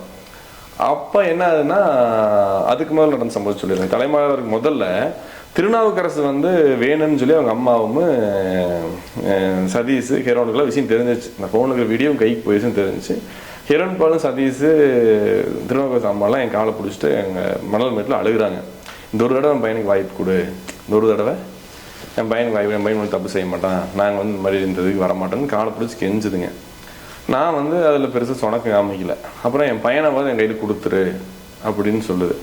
அப்புறம் நாங்கள் என்ன பண்ணுறோம்னா, ஒரு கட்டத்துக்கு மேலே திருநாவுக்கரசு வந்து நல்ல அடியானதுனால நாங்கள் அதை என்ன பண்ணுறோம், 2 பேர்த்தையும் கொண்டு வந்து திருநாவுக்கரசை மட்டும் கொண்டு வந்து ஆஞ்சநேயர் கோயில் இருக்குல்லைங்க, ஆஞ்சநேயர் கிட்ட நைட்டு ட்ரெஸ்ஸு இல்லாமல் அவனை கொண்டு வந்து ஜட்டியோடு கொண்டு வந்து இறக்கிட்டு போட்டு நாங்கள் எஸ்கேப் ஆயிடுறோம். ஆரைய திருநாவுக்கரசை அங்கேருந்து அவன் என்ன அங்கேருந்து கேஎம்சிக்கு அட்மிட் பண்ணிட்டாங்க. கேஎம்சிக்கு கொண்டு போய் திருநாவுக்கரசு அட்மிட் பண்ணிட்டாங்க. இப்போ நாங்கள் என்ன எங்கள் அம்மனை கேஸ் ஆகுன்ட்டு நாங்கள் என்ன பண்ணுறோம், நேராக போய் நாங்கள் வந்து அப்ஸ்டாண்ட் ஆகிட்டோம். அவன் கேஸே கொடுக்கல. நல்லா இதெல்லாம் வந்து நீங்கள் புரிஞ்சுக்க வேண்டிய விஷயம் என்ன, நாங்கள் கம்ப்ளைண்ட் ரிஜிஸ்டர் பண்ணி கம்ப்ளைண்ட் கொடுத்துட்டோம். 3 நிகழ்வு நடந்துருச்சு. 3 நிகழ்வு சம்பவம் நடந்துச்சு. போலீஸ் கம்ப்ளைண்ட்டுக்கு நாங்கள் கொடுத்துருக்கோம், பொள்ளாச்சியில் கொடுத்துட்டோம். கம்ப்ளைண்ட்டுக்கு விசாரிச்சிருக்காங்க, நடவடிக்கை இல்லை. சிஎஸ்ஆர்ல ஆப்போசிட்டில் கம்ப்ளைண்ட்டே கொடுக்கல. இவ்வளோ தூரம் நடந்துட்டு இருக்கு. அப்புறம் தான் தெரிஞ்சுக்கிட்டோம், கம்ப்ளைண்ட் கொடுத்தா இவனில் வந்து தப்பிச்சு போயிடுவானே, இவனுக்கு கம்ப்ளைண்ட் கொடுக்கூடாது, பரம்பூர்வை இவங்களெல்லாம் வந்து நம்ம திட்டமிட்டு இந்த தடவை முடிக்கணும்னு அவனுங்க பிளான் பண்ணிக்கிறோம். என்னைய அருண் வெங்கடேஷ், அந்த தாமு, அந்த சுதனை எல்லாம் தியாகிலாம் அடிக்கணும்னு அவனுங்க பிளான் பண்ணிட்டானு. அவனை நல்லா அடி வாங்கணும், திருப்பி செய்யணும்னு முடிவு பண்ணிட்டானுங்க. படிக்கப்படி வாங்கணும் முடிவு பண்ணிட்டானுங்க. அப்புறம் என்ன பண்ணுறாங்கன்னா, கோட்டூர் ஸ்டேஷனில் வந்து கம்ப்ளைண்ட் மறுபடியும் அவங்க ரெஜிஸ்டர் பண்ணுறோம். சம்பளம் கோட்டூர் லிமிட்னு எஸ்ஐ சொன்னதுனால பொள்ளாச்சியில் ஒன்று கோட்டூரில் ஒன்று கம்ப்ளைண்ட் வந்து கொடுக்குறோம். நான் கொடுக்கல, நான் வேறு பசங்க போய் கொடுத்தாச்சு. இந்த 3 பசங்க அடிபட்டாங்கல்லங்க, அந்த 3 பசங்க வந்து சம்பவம் நடந்தது கோட்டூர் லிமிட்டில் கம்ப்ளைண்ட் கொடுத்தாச்சு. கம்ப்ளைண்ட் எடுக்கல. அப்போ இருந்த எஸ்ஐ வந்தீங்கன்னா, ராஜேஷ் கண்ணன் ஒரு எஸ்ஐ பார்த்தீங்கன்னா, கேஸை வந்து வாபஸ் வாங்கியாகணும்னு எங்களை மிரட்டுறாரு. கொடுத்த கம்ப்ளைண்ட் வாபஸ். அப்போ எங்களை பைசலுக்கு வர சொல்லி பேசி முடியுங்க, வாங்க இந்த பிரச்சனையை வந்து நீங்கள் பண்ணக்கூடாதுன்னு அவர் எங்களை மிரட்டுறாரு. ஆனால் அவருக்கும் இந்த கேசட் இருந்த விவகாரங்கள் அரசியல் பிரசாத் தெரியும். தெரியும். அந்த ராஜேந்திர பிரசாத் சொல்லியாச்சு நம்ம. ராஜேந்திர பிரசாத் அந்த ஃபோனை ஹேண்டில் லிமிட் மாறுதுங்கிறாரு. காலையில் நம்ம நைட்டே 10-11 மணிக்கு ஸ்டாண்ட் கொடுத்தாச்சு. அவர் அங்கே தள்ளி விடுறாரு. அங்கே போய் கம்ப்ளைண்ட் கொடுத்தா எஸ்ஐ எடுக்க மாட்டேங்கிறா. அப்படி அப்போ தான் என்ன பண்ணுறோம்னா, எஸ்ஐ எடுக்காத போது என்ன பண்ணுறோம்னா, அங்கே இருந்த காலையில் வர சொல்கிறாங்க. காலையில் வரும், மறுபடியும் சாயங்காலம் வாங்குறாங்க, அலக்கழிக்கிறாங்க. நடவடிக்கை எது இல்லை. பைசலில் முடிக்கணுங்கிறது அவங்க பிளான். பைசலில் முடிச்சா இவனை தொந்தரவு பண்ணுவானுங்கிறது எங்களோட வாதம். இப்போ நீங்கள் அந்த வீடியோவை பார்த்து கிட்டத்தட்ட 4வது நாள் பக்கம் இது போயிட்டு இருக்குது. இல்லை, 2வது நாள் மறுநாள் சனிக்கிழமை அடிக்கிறோம். ஞாயிற்றுக்கிழமையிலிருந்து அந்த பிரச்சனை ஓடுது. திங்கக்கிழமைக்கும் வழக்கு எடுக்கல. அப்போ என்ன பண்ணுறோம்னா, செவ்வாய்க்கிழமை அன்னைக்கு என்ன பண்ணுறோம்னா பார்க்கணும்னு பார்த்துட்டு அங்கே ஏசுபாலன் ஒரு ஏட்டையா போலீஸ்காரர் கோட்டூர். அப்போவே என்னுடைய நைட்டு சம்பவம் நடக்கிறதுக்கு முதல்ல என்ன பண்ணிட்டோம்னா, இந்த வீடியோவை எங்கள் கூட இருந்த பையன் பார்த்தீங்கன்னா தமிழ் குமரன் ஒரு பையன் வந்து என்ன பண்ணுறதுன்னா, அந்த வீடியோவை அன்னைக்கு இருந்தபோது இதோட வீடியோட வீரியம் தெரியாமல், இதோட சீரியஸ்னஸ் தெரியாமல் என்ன பண்ணிட்டோம்னா, அன்னைக்கு வந்து இந்த கேஸ் எடுக்காதனால அவங்களும் தெரிஞ்ச தலைவர்கள் இருப்பாங்க. இப்போ அந்த பையனுக்கு எனக்கு வந்து நித்யானந்தன், குங்கு நித்யானந்தன் நல்லா தெரியும். அப்போது அன்னைக்கு வந்து நவநீதன் ஒரு டிஎம்கேல போய் நவநீதன் தெரியும். ஆனால் எங்களுக்கு ஜெயராமன் தெரியும்னா, அந்த பையன் பண்ணிட்டான்னா நான் அந்த பையன் நேராக போய் நித்யானந்தனுக்கு ஏதோ ஒரு வகையில் வீடியோ அனுப்பிச்சுட்றான். ஆனால் இப்படி ஒரு அணியாக நடந்துட்டு இருக்கு. நான் போலீஸ் சப்போர்ட் பண்ண ஏதோ ஒரு ஏதோ போய் அனுப்பிச்சுட்றான். நாங்கள் என்ன மறுநாள் நேரம் ஜெயராமன்கிட்ட போயிடுறோம். எம்எல்ஏ ஜெயராமன்கிட்ட நாங்கள் போயிடுறோம். திங்கக்கிழமை அன்னைக்கு இந்த மாதிரி நடந்திருக்குன்னு போனதுக்கப்புறம் அவர் பொள்ளாச்சியில் பார்த்தீங்கன்னா அந்த கோயம்புத்தூர் ஐபியில் தான் எங்களை பார்க்குறாரு. அப்போ பார்க்கும்போது காவல்துறை கூப்பிட்டு ரொம்ப ஸ்ட்ரிக்ட் பண்ணுறாரு. காவல்துறை கூப்பிட்டு ஏன் அந்த வழக்கு வந்து நீங்கள் இன்னும் இவ்வளோ தூரம் மெத்தனமாக இருக்கிறீங்கன்னு சொல்கிறாரு. அதுக்கு முதல்ல நாங்கள் என்ன பண்ணுறோம்னா, பார்த்து போட்டு ஃபஸ்ட்டு எஸ்பி போய் பார்க்குறோம். எஸ்பி பாண்டியராஜன் சார் போய் பார்க்குறோம். பாண்டியராஜன் சார் பார்த்ததுக்கப்புறம் பாண்டியராஜன் சார் வந்து மறுநாள் மாசங்களுக்கு உண்டோம். நான் நேரில் வரும்போது ராஜேஷ் கண்ணாவை வந்து நான் பார்த்துக்கிறேன்னு கிராவது திட்டிட்டு வழக்கு வந்து தனியார் டீம் போட்டு விசாரிக்கிறேன்னு சொல்லி போட்டு ஒரு டீம் போட்டு அவர் வேலையை ஸ்டார்ட் பண்ணுறாரு. மறுபடியும் அந்த கேஸ் பார்த்தீங்கன்னா ஒரு வாரம் ஸ்லோவாகவே இருக்குது, ரொம்ப ஸ்லோவாக இருக்குது. தினம் போய் எஸ்பியை பார்த்து நம்ம பேசிகிட்டு இருக்க முடியாது. எஸ்பியெல்லாம் பார்க்க முடியும், ஒரு பார்க்க முடியும். அதுக்கப்புறம்னா வந்து அன்னைக்கு எங்களுக்கு தெரிஞ்ச ஒரு பெரிய பிஸ்னஸ் மேன் எம்விஎஸ்ன்னு சொல்லி மலமுச்சம்பட்டியில், அவருக்கும் எம்எல்ஏ ஜெயராமனுக்கு நல்லா பழக்கம் இருந்துச்சு. அப்போ அவர்கிட்ட போய் சொல்லி அப்போவே எம்எல்ஏங்கிற முறையில் ஜெயராமனை கூப்பிட்டு சொன்னேன். ஜெயராமன் அப்போ அந்த செகண்டே பார்த்தீங்கன்னா கெட்ட வார்த்தையில் திட்டிட்டு உடனே வந்து அதுக்கு நான் பார்த்துக்கிறேன், அதில் இருக்கிற எவனும் தப்பிக்க முடியாதுன்னு அவர் அன்றைக்கி சூழல் வச்சுட்டு அது என்ன பண்ணாருன்னா, நேராக வந்து மறுநாள் காலையில் எங்களுக்கு வர சொல்லிட்டார். இங்கே ஐபிக்கு வர சொன்னார். ஐபி வந்து எம்எல்ஏ அங்கே வந்தார். அப்போ அன்றைக்கி இருந்த இன்ஸ்பெக்டர் நடேசன், அன்றைக்கி இருந்த டிஎஸ்பி, அன்றைக்கி இருந்த எஸ்ஐ ராஜேந்திர பிரசாத், ராஜேஷ் கண்ணா வர சொல்லி, அப்புறம் இந்த சம்பவத்தை வந்து நீங்கள் பொள்ளாச்சிக்கு பொள்ளாச்சி நகர டவுன் காவல் நிலையத்திலே எடுத்து விசாரிங்கன்னு சொல்லி அவருக்கு ஆர்டர் போட்டுறாங்க. அப்புறம் அந்த வழக்கு அப்படியே வந்து சூடு பிடிக்க ஆரம்பிக்கும் போது, இந்த வழக்கு கொஞ்சம் தெளிவாக இருக்கும்போது, நம்மளுடைய பத்திரிகை நண்பர்கள் வந்து இதை வந்து பயங்கர ஸ்மால் பண்ணிட்டாங்க. பொள்ளாச்சியில் இருக்க பத்திரிகை நண்பர்கள் தான் இந்த சம்பவத்துக்கு மிக மூளையாக செயல்பட்டது.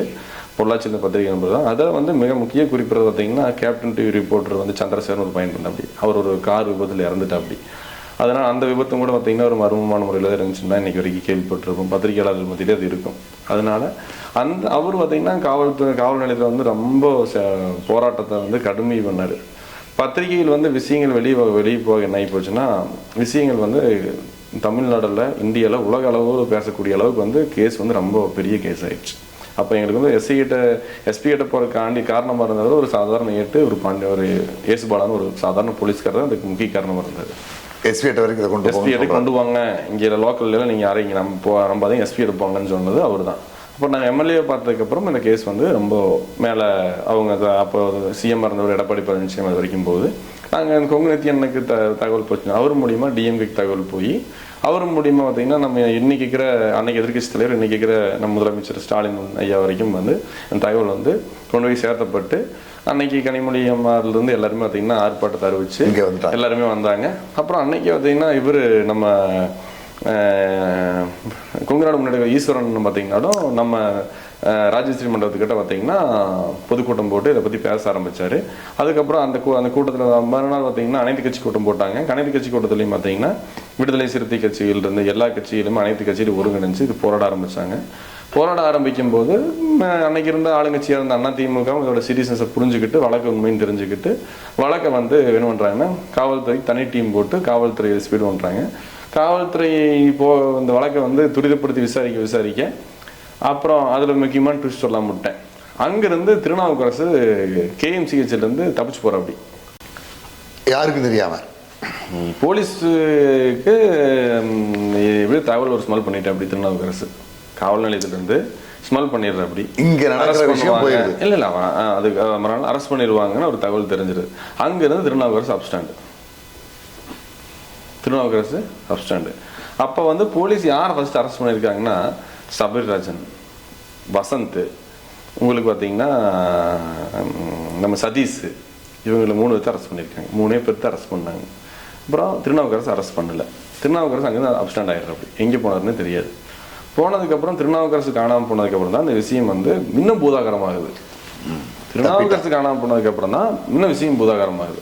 அப்போ கேஎம்சிஹெச்லேருந்து எப்படி காவல் ஒரு அன்னைக்கு அந்த கேஎம்சிஹெச்சில் பார்த்தீங்கன்னா அன்னைக்கு அவர் அட்மிட் ஆகிருக்கும்போது ஒரு காவல் ஒரு போலீஸும் பார்த்தீங்கன்னா கோட்டூரில் வீட்டில் ஒரு போலீஸ் அங்கே போட்டிருக்காங்க. இங்கே கேஎம்சிஹெச்லேயே இவ்வளவு சென்சிட்டிவான கேஸ்லேருந்து அவருக்கு அந்த அங்கே தப்பிச்சு போயிடுறாரு. அதுக்கப்புறம் அந்த கேஸ் விபரீதமாகும் போது தான் அப்புறம் அவர் எங்கேயோ திருப்பதி பக்கம் எங்கேயோ போய் மறுபடியும் அந்த ஒரு ஸ்பெஷல் டீம் 1 வாரம் கழிச்சு பிடிச்சாங்க. சரண்டர் கேஸ் போடுறதுக்கு ஒரு 7 நாள், கேஸ் போடுறதுக்கு ஒரு 7 நாள், 1 வாரம் ஆயிடுச்சு வழக்கெடுத்து. ஏன்னா இதெல்லாமே பார்த்தீங்கன்னா எம்எல்ஏ மூலிமா தலைமைக்கு போய் தலைமையிலேருந்து அன்னைக்கு இருந்த மினிஸ்டர் வேலுமணியன்லேருந்து எடப்பாடியார் வரைக்கும் போய் தான் அந்த பிரச்சனையும் வந்து அதுக்கப்புறம் அவங்களே வந்து ஸ்பீட் எடுத்து பண்ணுறாங்க. ஸ்பீட் ஆகும்போது எதிர்கட்சியிலையும் ஸ்பீட் ஆயிடுச்சு, பொதுமக்களும் ரொம்ப கொந்தளிச்சு போயிட்டாங்க. கல்லூரி மாணவர்கள் வரைக்கும் போராட்டம் ஆரம்பிச்சிட்டாங்க, பொதுமக்களும் மனித சங்கிலி போராட்டம் ஆரம்பிச்சிட்டாங்க. பத்திரிகை எல்லாம் பார்த்தீங்கன்னா தமிழ்நாட்டில் இல்லைங்க, டெல்லியில் எல்லா பத்திரிகையிலுமே பார்த்தீங்கன்னா பொள்ளாச்சி நோக்கி தான் படையெடுத்துட்டு இருந்தாங்க. அப்போ வந்து நம்ம பத்திரிகையில் இன்னைக்கு இருக்கிற எல்லாம் இந்த ஜூனியர் விடலேருந்து நக்கீர்லேருந்து எல்லாருமே அதை பற்றி பேச ஆரம்பித்தாங்க. இன்னும் பிரச்சனை இது பெருசாச்சு. அப்புறம் அதுக்கப்புறம் வந்து இந்த வழக்குகள் வந்து சரியான பாதை நோக்கி போகும்போது அப்புறம் எதிர்கட்சியோட கோரிக்கையும் ஏற்றுட்டு எடப்பாடி என்ன பண்ணுறாருன்னா சிபிசிஐடிக்கு அந்த கேஸை வந்து வழக்கை வந்து டிரான்ஸ்ஃபர் பண்ணுறாரு. அப்புறம் சிபிசிஐடி டிரான்ஸ்ஃபர் பண்ணுறது 4 பேர் மட்டும் கைதாயிரு. இல்லை 3 பேர் தான். 3 பேர் தான். திருநாவுக்கரசு இல்லை. அப்போவே வந்து ஒரு 4 நாள்லேயே பார்த்தீங்கன்னா ராஜேந்திர பிரசாத் வந்து ஒரு டீம் அவருக்கு தலைமையில் அமைச்சு எஸ்ஐ இருந்தார். அவர் போய் வந்து திருப்பதியிலேருந்து அவன் திருநாவுக்கரசை தூக்கிட்டு வந்துடுறாங்க. தூக்கிட்டு வந்ததுக்கப்புறம் கேஸ் இன்னும் சூடாகுது. அப்புறம் ஒரு திருநாவுக்கரசு ஒரு ஆடியோ லான்ச் பண்ணுறாரு. என்ன பண்ணுறதுக்கு ஆனால் அந்த தலைமுறை பார்க்கும்போது என்ன பண்ணுறாரு, இதில் வந்து அரசியல் கட்சிகளுக்கும் தொடர்பு இருக்குங்கிற மாதிரி எல்லாம் அவரை காப்பாற்றிருக்காக வந்து அவர் ஏதோ ஒன்று பதிவு போடும்போது எச்சா வந்து அது வந்து ஃபயர் ஆகிட்டு கிடக்குது. அந்த மாதிரி நேரத்தில் நாங்களும் ரொம்ப வந்து என்ன தெரியாமல் வந்துட்டு இருக்கோம். அப்போ இந்த சம்பவத்துக்கு முன்கூட்டியே ஒன்று சொல்லிடுறேன், அதை உங்களுக்கு சொல்ல மாட்டேன். இந்த வழக்கு வந்து கம்ப்ளைண்ட்டுக்கு பார்த்தீங்கன்னா நம்ம பொண்ணை கூட்டிகிட்டு போய் கம்ப்ளைண்ட் கொடுக்க வச்சு இவங்க மேலே கம்ப்ளைண்ட் 4 பேருக்கு மேலே ஃபஸ்ட் 4 பேருக்கு நம்ம எஃப்ஐஆர் கொடுக்குறோம். 4 பேருக்கு மேலே எஃப்ஐஆர் கொடுக்க வச்சு இந்த வழக்கை பார்த்தீங்கன்னா ஒரு சரியான கட்டத்துக்கு கொண்டு போய் ஸ்டார்ட் பண்ணி விட்டுட்டு நம்ம பாப்பா அதுலேருந்து ஒதுங்குறாங்க. ஒதுங்கினதுக்கப்புறம் இந்த இத்தனை கோணத்தில் இந்த வழக்குகள் போகுது. இந்த வழக்குகள் கசன்னு போகும்போது அப்புறம் சிபிசிஐடி கிட்ட வந்து போயிட்டு இருக்கும்போது அப்போ இருந்த எஸ்பி நிசா மேடம், லாவண்யா மேடம் இருந்தாங்க. அன்னைக்கு வந்து டிஎஸ்பி சார் பார்த்தீங்கன்னா முத்துசாமி சார்னு சொல்லி அவர் வந்து ரொம்ப அருமையாக விசாரிச்சாங்க. அப்போ அந்த மேடம்லாம் பார்த்தீங்கன்னா இரவு 1 மணி வரைக்கும் எங்கள் கூட இருப்பாங்க. அதாவது காவல்துறையோட வந்து என்ன சொல்லணும், ஒரு வழக்கு வந்து யார் வேணாலும் ஈஸியாக போடலாங்க. ஒரு வழக்கு வந்து ஒரு காழ்ப்புணர்ச்சினாலையும் கூட அந்த வழக்கு வந்து ஈஸியாக போடலாம். அந்த வழக்கு போட்டதுக்கப்புறம் அந்த வழக்கை வந்து சரிவர ஒத்துழைப்பு கொடுக்கணும். காவல்துறை ஆனாலும் சரி, சிபிசிஐ ஆனாலும் சரி, சிபிஐ ஆனாலும் சரி, நீதிமன்றத்துக்கானாலும் சரியான ஒத்துழைப்பு கொடுக்கணும். அதை வந்து நாங்கள் என்ன பண்ணோம்னா அன்னைக்கே ஒரு தீர்க்கமான முடிவு எடுத்தோம். அதாவது இந்த வழக்கை பொறுத்த வரைக்கும் ஒரே குறிக்கோள் தான் எங்களுக்கும் எங்கள் சைடு இருக்கிற அந்த பெண்களுக்கும் ஒரே குறிக்கோள் தான். அப் டு டேட் அன்னைக்கு நடந்த வரைக்கும் அந்த சம்பவங்கள் யார் வரைக்கும் பாதிக்கப்பட்டிருக்காங்களோ அது விதி. அன்னையிலிருந்து இனி வர்ற காலங்களில் ஒரு பொண்ணு கூட பாதிக்கப்படக்கூடாது இவனுங்கனால அப்படிங்கிறது தான் நம்ம பாப்பா கிட்ட சொல்லி கம்ப்ளைண்ட் கொடுக்க வைக்கிறோம். இல்லை அது ஒரு பெரிய போராட்டம் நடத்திருப்பீங்க. ஆமாம், அது ஒரு பெரிய யுத்தமே நடந்துச்சு. ஏன்னா எங்களோட பொண்ணு வாழ்க்கை வீணாக போயிடக்கூடாதுல்ல. அவங்க அப்பா அம்மா தான் அந்த இந்த வழக்குக்கு வந்து அவள் தான் பார்த்தீங்கன்னா ஒரு அந்த விஷயத்தை வந்து கம்ப்ளீட்டாக வந்து அவ கையில் தான் அழியணுங்கிறது, அவனோட வாழ்க்கை அழியணுங்கிறது, அந்த நம்ம பாப்பா கையில் தான் அழியணுங்கிறது அவனோட தலைவிதி. இதில் வந்து அவளை வந்து அவளுக்கு எந்த பாதிப்பு இருக்கக்கூடாதுல்ல, இவனால அவளுக்கு எந்த பாதிப்பு இல்லை. அறக்கரைகளுக்கு மாளியம்மன் காளியம்மன்லாம் வரும், அந்த மாதிரி சூர சம்சாரம் பண்ணுற மாதிரி இவளை வந்து அதில் வந்து இவளை அழிச்சு விடணும். அதனால வந்து இவனை அதை ஸ்டார்ட் பண்ணி விட்டுறோம். அதுக்கப்புறம் வந்து சிபிசிஐடி ஒரு கோணத்தில் வந்து கம்ப்ளீட்டாக விசாரிக்கும் போது அப்போது அதில் ஒரு வழக்கில் அப்ஸ்டாண்ட் வந்து ஒரு 2 மாத காலமாக பார்த்தீங்கன்னா நம்ம ஆச்சுட்டி மணிங்கிறது அப்ஸ்டாண்ட் இருக்காரு. ஆனால் அவரும் அடிக்கடி கேஸில் வர்றாரு. இந்த பாலியல் வழக்கில் அவர் இல்லை, வரல பாலியல் வழக்கில். ஆனால் இந்த வீடியோ அவருக்கு போனதா ஒரு தகவல் சொல்றாங்க முதல்ல. ஆமாம், நாங்கள் அதை ஆச்சுட்டு மணி எனக்கு கூப்பிட்டு ஆச்சுட்டு எடுக்கல. ஆனால் ஆச்சுட்டு மணி ஸ்பாட்டுக்கு வந்துடுறேன். அப்படி ரெண்டாவது வந்து எங்கூட சண்டை நடக்குது. ஆச்சுட்டு மணி நான் கூட பிடிச்சி அடிச்சு போட்டேன் இந்த இடத்துக்கு வச்சு. ஆனால் அந்த அடிதடி வழக்கில் தான் ஒரு 4-5 பேர் அதில் வர்றாங்க. வீடியோ இந்த பாலியல் வழக்கில் இந்த 4 பேர்த்துக்கு ஃபர்ஸ்ட் நம்ம யாரை பிடிச்சி கொடுத்தோம்? சபரிராஜன் திருநாவுக்கரசு பிடிச்சி கொடுத்தோம். சதீஷ் வந்து அந்த வீடியோவில் வந்து அவர் அந்த வீடியோவில் வந்துடுறாரு. அதனால சதீஷ் உள்ள வந்துடுறா. அப்படி வசந்த் வந்துடுறாங்க. வசந்தை தவிர்த்து நம்ம யாரையுமே கை காமிக்கிறோம். 4 பேர் நம்ம கை காமிச்சிடறோம். அதுக்கப்புறம் சிபிசிடி வந்து இந்த வழக்கில் வந்து ஆச்சுட்டி மணியனுக்கும் தொடர்பு இருக்குன்னு சொல்லி இவங்க கூட இருக்கிற விஷயம் இந்த திருநாவுக்கரசுடைய சபரிராஜனோட வாக்குமூலத்தை வச்சு தான் ஆச்சுட்டி மணியனை குற்றவாளியாக அதில் இணைக்கிறாங்க, கேஸில் சேர்த்துறாங்க. அதுக்கப்புறம் மீண்டும் வந்து இந்த கேஸ் வந்து சிபிசிடியோட கோணத்திலிருந்து சடனாக ஒரு 10 நாள்லேயே பார்த்தீங்கன்னா சிபிஐக்கு மாறுது. சிபிஐக்கு பார்த்தீங்கன்னா காவல்துறைக்கு என்ன ஒத்துழைப்பு கொடுத்தோமோ காவல்துறை வந்து ஒரு மாதிரி வழக்கை ஹேண்டில் பண்ணுங்க. சிபிஐ ஒரு மாதிரி, சிபிசிடி வந்து அவங்க விதம் ஹேண்டில் பண்ணுற விதம் வேற மாதிரி. ஆனால் சிபிஐயோட விதம் டோட்டலாக சேஞ்சுடு. ஆனால் இப்போ இங்கே இருக்கிற போலீஸு தான் சிபிஐக்கும் வந்து இன்னைக்கு ஒரு சப்போர்ட்டிவாக செஞ்சு கொடுத்துட்ருக்காங்கிறது. ஆனாலும் சிபிஐயோட பார்வை வேறு. விசாரிக்கிறது எல்லாமே அவங்களோட பார்வை வேறு. சிபிஐ கேஸ் வந்து ஒரு விஷயத்தில் உண்மைத்தன்மை இருக்குன்னா அவங்க எந்த எக்ஸ்ட்ரீமுக்கும் போகிறாங்க. அது சிபிஐ. அதுக்குனால நாங்கள் கண் கூட பார்க்க முடிஞ்சு சின்ன வயசுலயே. இவங்க ஒரு விஷயத்தை இதோட முடிச்சுட்டு போயிடுவோம்னு நினைப்பாங்க. ஆனால் அவங்க தொடர்ந்து கொண்டு போகிறாங்க. அப்படி போகும்போது தான் 4 குற்றவாளிகளுக்கு அப்பாற்பட்டு தான் மறுபடியும் 5 குற்றவாளி அவங்க எடுக்கிறாங்க. சிபிஐ தானே மறுபடியும் 4 குற்றவாளி எடுக்கிறாங்க. அப்போ அந்த கேஸ் வந்து எந்த தோணத்தில் போயிருக்குங்கிறத சிபிஐ அவங்க தான் எடுக்கிறாங்க. இந்த வழக்கு வந்து சிபிஐ எடுத்ததுக்கு அப்புறம் பார்த்தீங்கன்னா தொடர்ந்து அன்னையிலிருந்து இன்னைக்கு வரைக்கும் அந்த அன்னைக்கு இருந்த காவல்துறையிலிருந்து அதிகாரியோடும் இன்னைக்கு வரைக்கும் நாங்கள் தொடர்பில் தான் இருக்கிறோம். சிபிசிடியில் அதிகாரியோட நாங்கள் தொடர்பில் தான் இருக்கிறோம். இன்னைக்கு வரைக்கும் பார்த்தீங்கன்னா அந்த முத்துசாமி சார் வந்தாலும் சரி அவங்களோட பார்த்தா பேசுவோம். அவர் எங்களோட இந்த வழக்கு அப்புறம் கூட்டு நிறைய பேசினார். நிஷா மேடம் வந்து அவங்க ஏதோ ஐபிஎஸ் அவங்க இங்கே வெளியில் இருக்கிறாங்க. அதுக்கப்புறம் பார்த்தீங்கன்னா சிபிஐயில் இன்னைக்கு வரைக்கும் நம்ம சுரேந்திரன் மோகன் சார்லேருந்து நம்ம பச்சையம்மாள் மேடம், அதுக்கு மேலே இன்னொரு மேடம் இருந்தாங்க, அவங்க சிபிஐ மேடம். அவங்க நௌசாத் சார்லாம் அதில் பார்த்தீங்கன்னா அன்னையிலேருந்து இன்னைக்கு வரைக்கும் நௌசாத் சார் சிபிஐலாம் பார்த்தீங்கன்னா ரொம்ப தெளிவாக அதுக்கெல்லாம் போராடினார். ரொம்ப தெளிவாக போராடினார். அதாவது குற்றவாளிகளில் வந்து இவன் குற்றவாளின்னு தெரிஞ்சதுக்கப்புறம் அவனை பிடிக்கணுங்கிறதுக்காக பார்த்தீங்கன்னா மெனக்கெட்டு பல நாட்கள் வந்து தூங்காமல் அவன் வீட்டுக்கிட்டவே அவங்கெல்லாம் வந்து ரவுண்ட் அடிச்சுட்டே இருந்தாங்க. அந்த ஹெரோன் பால் இவங்களெல்லாம் வந்து எடுக்கிறதுல அவங்களுக்கு தெரியும் இதுல நம்ம தொடர்பில் இருக்கிறோம், நம்ம பிடிப்பாங்கன்னு அவனுக்கு தெரியாமலாம் எஸ்கேப் தான் இருப்பாங்க. ஆனால் எங்கிட்ட அவங்க மறைச்சிடுவாங்க. அதாவது அவங்க சிபிஐ தான் சொல்லி நம்ம நல்லா பழக்கம் வந்தாலும் எங்களை வந்து அவங்க மறைச்சிடுவாங்க. ஆனால் ஒரு முறை 2 முறை இல்லைங்க. ஐபிலையும் கோயம்புத்தூர்னு பார்த்தீங்கன்னா பல முறை பார்த்தீங்கன்னா இந்த 6 வருஷ காலத்தில் பார்த்தீங்கன்னா இங்கே இருக்கிற ஒருத்தர் அதாவது ஒரு சாட்சியில் ஒருத்தர் 2 பேர் இல்லைங்க, ஒரு 30 பேர் 40 பேர் இருப்போம் சாட்சியில். இதில் சாட்சியில் சரியான சாட்சி நான் உங்களுக்கு கொடுக்கணும். இந்த எந்த சாட்சியும் பார்த்தீங்கன்னா அது சொதப்பிடக்கூடாது. இது எல்லாமே பொறுப்படுத்து ஒவ்வொரு சாட்சியும் பார்த்து இந்த விஷயத்தை வந்து அக்கு வேற ஆணி வேறையா இதை பற்றி பூரா தெரிஞ்ச பசங்களை கரெக்டாக போட்டு ஹேண்டில் பண்ணி இதை வந்து முழுக்க ஒரு வடிவமைச்சு இதை வந்து இன்றைக்கே சொல்கிறேன். இது வந்து சிபிஐ தவிர சிபிசிடியோட கோணம் தவிர காவல்துறை வந்து இதில் வழக்கு விசாரிச்சிருந்தானே கண்டிப்பாக இந்த கேஸ் ஒழுகி போயிடும். இந்த கேஸ் வந்து கண்டிப்பாக இந்த கட்டத்துக்கு போயிருக்காது. இந்த தண்டனையில் கண்டிப்பாக கிடைச்சிருக்காது. ஈஸியாக குற்றவாளிகள் வெளியே வந்திருப்பாங்க. அதனால குற்றத்துக்கு பெரும்பங்கு பார்த்தீங்கன்னா சிபிசிடிக்கு மாறி சிபிஐ போனது தான் இந்த குற்றவாளிகளுக்கு இன்னைக்கு வரைக்கும் தண்டனை கிடைச்சதுக்கு ஒரே காரணம் இவங்க தான், சிபிஐ விசாரணை தான். ஏன்னா அதில் அத்தனையும் உண்மைத்தன்மை தான். இந்த எஃப்ஐஆர் போலீஸோட எஃப்ஐஆர்லேருந்து சிபிசிடி எஃப்ஐஆர்லேருந்து சிபிஐ எஃப்ஐஆர் வரைக்கும் எல்லாமே பார்த்தீங்கன்னா அவங்க எல்லாமே களைஞ்செடுத்து என்ன நடந்ததோ அதைத்தான் அவங்க கொண்டு வந்திருப்பாங்க.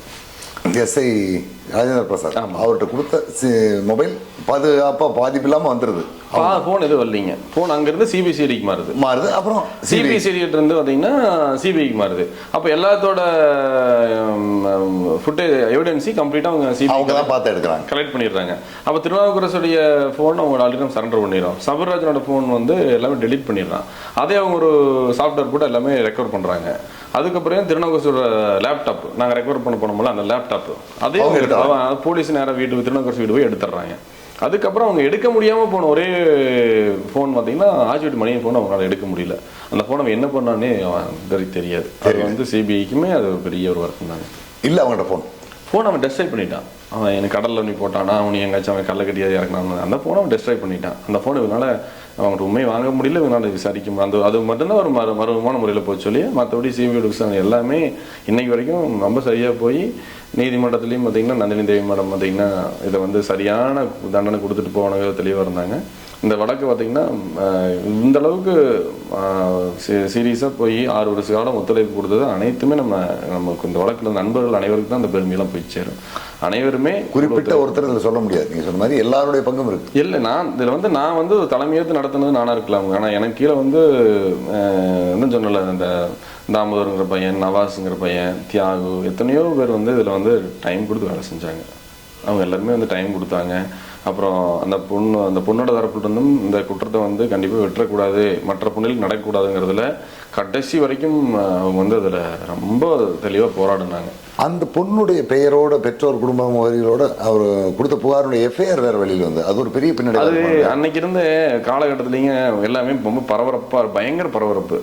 அன்னைக்கு வந்து இந்த மாதிரி சென்சிட்டிவ் கேஸ் ஏன் காவல்துறை எடுக்க மாட்டேங்குது அப்படின்னா, அன்னைக்கு அண்ணா திமுக இருந்துச்சு, இன்னைக்கு திமுக இருக்குது, நாளைக்கு நாங்கள் பிஜேபி ஒரு கட்சி ஆட்சிக்கு வந்தாலுமே அதை ஏன் எடுக்க மாட்டாங்க அப்படின்னா, இந்த மாதிரி ஏதாவது ஒரு கட்சிக்கோ ஒரு அன்னைக்கு இருக்கிற அரசாங்கத்துக்கு ஒரு கெட்ட வேறுங்கிற ஒரு இதில் தான் வந்து இந்த கேஸை வந்து ஹேண்டில் பண்ணுறதுக்கு வந்து ஆரம்பத்தில் யோசிக்கிறாங்க.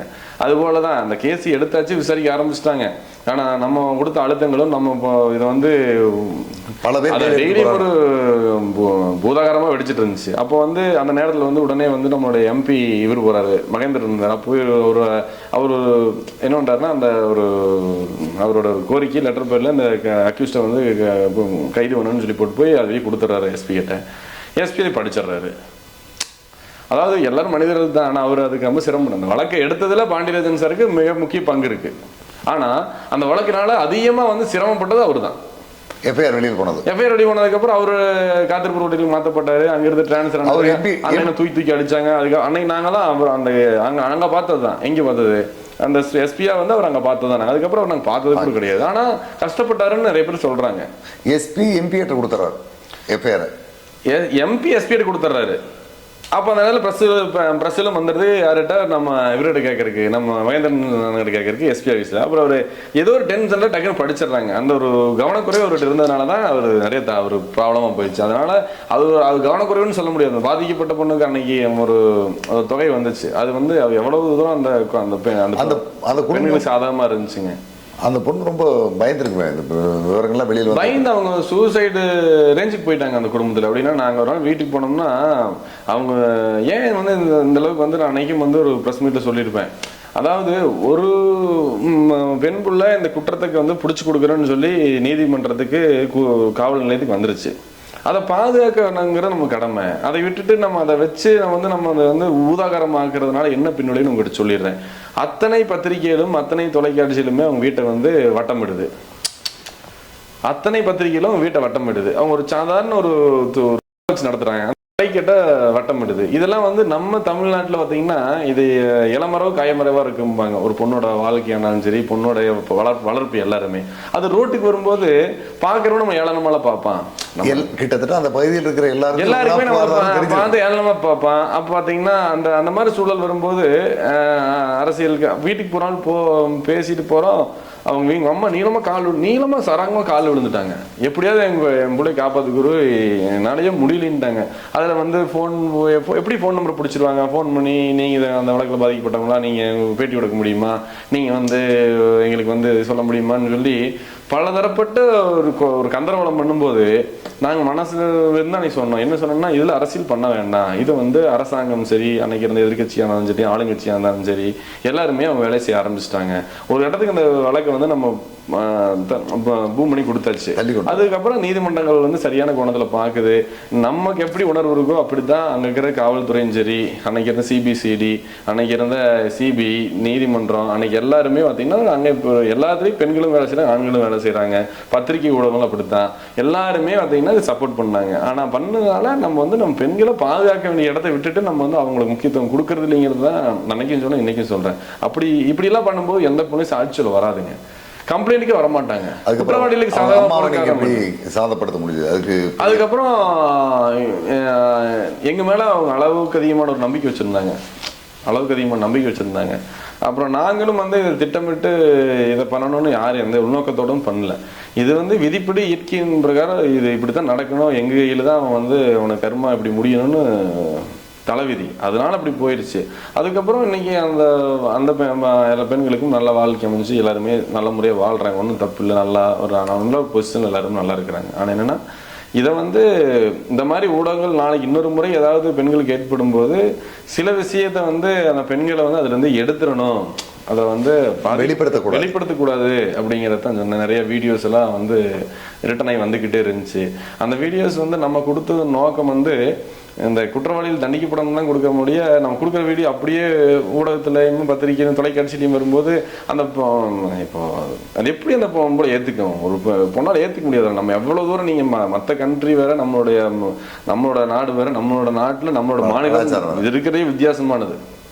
அதில் வந்து நம்ம எவ்வளோ தூரம் பெண்கள் வந்து உடை விஷயத்துலையும் சரி, நம்ம பழக்கவழக்கத்துலையும் சரி எவ்வளவு நிதானம் இருப்பான்னு நம்மளுக்கு தெரியும். அதில் யாருமே சிக்கிக்க மாட்டாங்க. அப்படி இருக்கும்போது ஒரு அப்படியே வீடியோ வெளிவரதெல்லாம் என்னால் அன்னைக்கே ஏற்றுக்க முடியலைங்க. அதனால தான் நாங்கள் அரசியலாகவே நாங்கள் பார்க்கல. இது எங்கள் வீட்டில் ஒரு பொண்ணோட வாழ்க்கையை தான் பார்த்தோம்.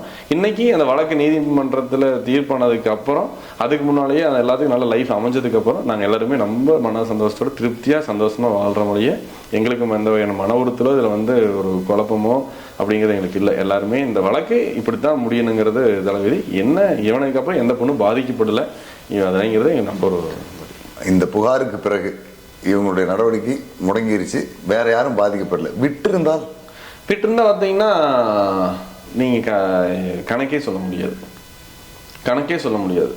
இதுல ஒவ்வொருத்தனும் ஒரு ரோல் அந்த வேலையை செஞ்சுட்டே தான் இருக்கான். இவங்களோட கேரக்டர் என்னங்க ஓப்பனாக குறித்து சொல்லிடுறேன். நாங்கள் வந்து இந்த வழக்கு வந்து சிபிஐ அந்த அளவுக்கு விஷயம் தெரிஞ்சு அந்த அளவுக்கு நாங்களும் விஷயம் தெரிஞ்சிருக்கிறோம். இந்த விஷயத்தை வந்து சிபிஐ தெரிகிற அளவுக்கு எங்களுக்கு விஷயத்தை வந்து ஹேண்டில் பண்ணிட்டோம். இதில் சிம்பிளான ஒரு பிள்ளை வந்து அதான் சொன்னேன், ஒரு காதல் பண்ணுறது உன்னோட வேலை. இவனுக்கு ஒரு 10 பேர் இருக்கானா 10 பேர் 10 பிள்ளைகள் காதல் பண்ணுறானுங்க. கல்யாணமானவளையும் காதல் பண்ணுறான், திருமணமானவளையுமே காதல் பண்ணுறான். காதல் பண்ணி என்ன பண்ணுறான்னா, காதல் பண்ணதுக்கப்புறம் அந்த பிள்ளை வந்து ஃபர்ஸ்ட் வந்து இவனுக்கு வந்து ஒரு 4-5 முறை வந்து இவனுக்கு சொந்த அப்படியே அதை வந்து இந்த பிள்ளைகள் வந்து அந்த ஒரு சுகத்துக்காக பயன்படுத்திக்கிறானுங்க. அதுக்கப்புறம் வந்து அவளோட ஒரு வசதியான வந்து அவட்ட வந்து வேற மாதிரி அவட்ட வந்து ட்ரீட் பண்ணுறதும் இல்லை, அந்த பிள்ளைகிட்ட வந்து வசதி வாய்ப்பு இல்லை அப்படின்னா பார்த்தீங்கன்னா நிறைய அந்த பிள்ளையில வந்து என்ன பண்ணுறதுன்னா இந்த மாதிரி 4 பேர் 5 பேருக்கு வந்து இவன் வந்து விருந்தாக்குறதும் வந்து இவனோட பழக்கமாக போயிடுச்சு. இப்போ என்ன சொல்லணும்னா, அந்த பொண்ணு யாரை நம்பி வருது? உன்னை நம்பி வருது. நீ அந்த பொண்ணு கூட இருந்தியா? அதை வந்து அரசாங்கம் சரி சட்டமும் சரி தவறுன்னு சொல்ல முடியாது, குற்றமாக எடுத்துக்கிறது இல்லை. ஆனால் அதை விட்டு போட்டு ஒரு பிள்ளை வந்து நீ 4 பேர் 5 பேருக்கு வந்து உன்னோட ஃப்ரெண்ட்ஸுக்கு வந்து நீ கிஃப்ட் விருந்தா படைக்கிற படம் எடுத்துக்கிட்டு விருந்தா படைக்கல இல்லை, அந்த வீடியோ படம் எதுக்கு எடுத்தான்னு உங்களுக்கு சொல்லிடுறேன். நாங்கள் அடிச்சு கேட்கும்போது அதையும் சொல்லிட்டான். அந்த படத்தை எதுக்கு எடுத்தான்னா, அவங்க கூட இருக்கிறவனும் பிளாக்மெயில் படத்தை எடுத்து ஒரு இடத்துல திருநாவுக்கரசு மாட்டான்லாம் நீ நோட் பண்ணணும். இந்த வீடியோவை நீங்கள் தெளிவாக நோட் பண்ணணும். ஒரு இடத்துல திருநாவுக்கரசு வீடியோ எடுக்க மாட்டான். அந்த வீடு என்னமோ திருநாவுக்கரசு சொல்லிடுது, அதை வச்சு தான் அவனை ஜட்ஜ் பண்ணிடுறேன். அந்த வீடியோவில் திருநாவுக்கரசு ஒரு ஹீரோ. அவன் கூறுற எல்லாத்தையுமே என்ன பண்ணுறான்னா, அவன் வீடியோ எடுத்து வச்சு பிள்ளையிலையும் பிளாக்மெயில் பண்ணிக்குவான், சபர்ராஜ்லையும் அவன் பிளாக்மெயில் பண்ணிக்குவான். பிளாக்மெயிலும் சும்மா அவனுக்கு அவனோட அழிவே அந்த வீடியோ தான். நீ நல்ல அவனை இந்த வீடியோவே கடவுள் ரூபத்தில் வந்து அழிவு தான் உனக்கு. தனக்கு பாதுகாப்பாகவும் தனக்கு ஒரு டீம் தன்னுடைய கட்டுப்பாட்டில் இருக்கணுங்கிறதுக்காக எடுத்த வீடியோ எல்லாம் அவனுக்கு அழிவாகும். ஆமாம், அப்படி வச்சுக்கிட்டதான். அதில் அந்த சதீஷோட வீடியோ வச்சுருப்பானுங்க, ரொம்ப கொடூரமாக வச்சுருப்பானுங்க. அதில் பார்த்தீங்கன்னா நீங்கள் நல்லா தெளிவாக பார்த்தீங்கன்னா இதில் ரொம்ப இதில் வந்து ரொம்ப முக்கியமான ஆளாக்குறான்னு பார்த்தீங்கன்னா திருநாவுக்கரசு இருக்க மாட்டான், அதில் ஹெரோன் பால் இருக்க மாட்டான், இவனெல்லாம் அதில் வீடியோ எடுக்க மாட்டானுங்க. இவனெல்லாம் அதில் வந்து லீடர்ஷிப் குவாலிட்டி இவனுங்க. அப்போ இவனெல்லாம் அவனை வீடியோ எடுக்க, ஆனால் இவன் வந்து மற்றவனை வீடியோ எடுத்து வச்சுருக்கான். அதனால தான் அந்த குற்றத்தில் வந்து அவனை எல்லாருமே வந்து சேர்ந்துக்கிட்டது. அதைத்தான் சிபிஐ நினைச்சுன்னா இந்த கூட்டத்தில் யார் யார் இருக்காங்கன்னு சொல்லி டைம் எடுத்து விசாரிச்சு பிடிச்சது. இவங்களுடைய தொடர் நடவடிக்கை நீங்கள் இந்த இடத்துல உள்ள பூந்து பிரேக் பண்ணாமல் விட்டுருந்தீங்கன்னா சரிங்கண்ணா, இந்த பாதிப்பு அதிகமாயிருக்கும். யாராவது இதை மீறி புகார் கொடுத்துருக்கிற வாய்ப்பு இருக்குங்களா? 100% கொடுக்க மாட்டாங்கண்ணா. யாருமே கொடுக்க மாட்டாங்க. 200% கொடுக்க மாட்டாங்க. ஏன்னா பல முறை காவல் நிலையத்துக்கு போய் வழக்கு பதிவு பண்ணாமல் திரும்பி வந்த எத்தனையோ பெற்றோர் அதில் இருக்கிறாங்க. எத்தனையோ பெண்களுடைய தாய் தகப்பனே கூட்டிகிட்டு போய் கருக்கலைச்சு, ஒரு தடவை இல்லை 2 தடவை 3 கருக்கலைச்சு கூட்டிகிட்டு வந்தவங்களும் இதில் இருக்கிறாங்க. ஆனால் எல்லாத்துக்குமே பார்த்தீங்கன்னா தன் பொண்ணோட வாழ்க்கை தானே எடுத்துக்க மாட்டாங்கல்ல. இதில் ஏதாவது துணிந்த ஒரு பெண்புள்ள வேணும். எல்லாத்துக்கும் துணிஞ்சவன் மனதைரியமானவன் இருக்கணும்னா, அன்னைக்கு என்ன ஒரு பியூட்டின்னா மாலை போட்டுருந்துச்சு நம்ம பாப்பா. அந்த ஒரு ஏதோ இறைவன் சக்தி, ஏதோ ஒரு மொழியில் எந்த வடிவில் ஒன்றும் எடுத்துக்கலாம், எந்த மத ரீதியாக்கும் நீங்கள் எடுத்துக்கலாம். ஏதோ ஒரு சக்தி கண்டிப்பாக இயற்கைக்கும் ஒரு வலிமை இருக்குது, அவ்வளோதான். அதாவது அவனுக்கு அழிவு என்ன, அவனுக்கு எடுத்த வீடியோ தான். அவனில் யாரும் வந்து இன்னைக்கு அவனுக்கு அந்த வீடியோ அவனுக்கு எடுத்து வைக்காம அவனை அரைச்சிக்க வைக்க முடியுமா?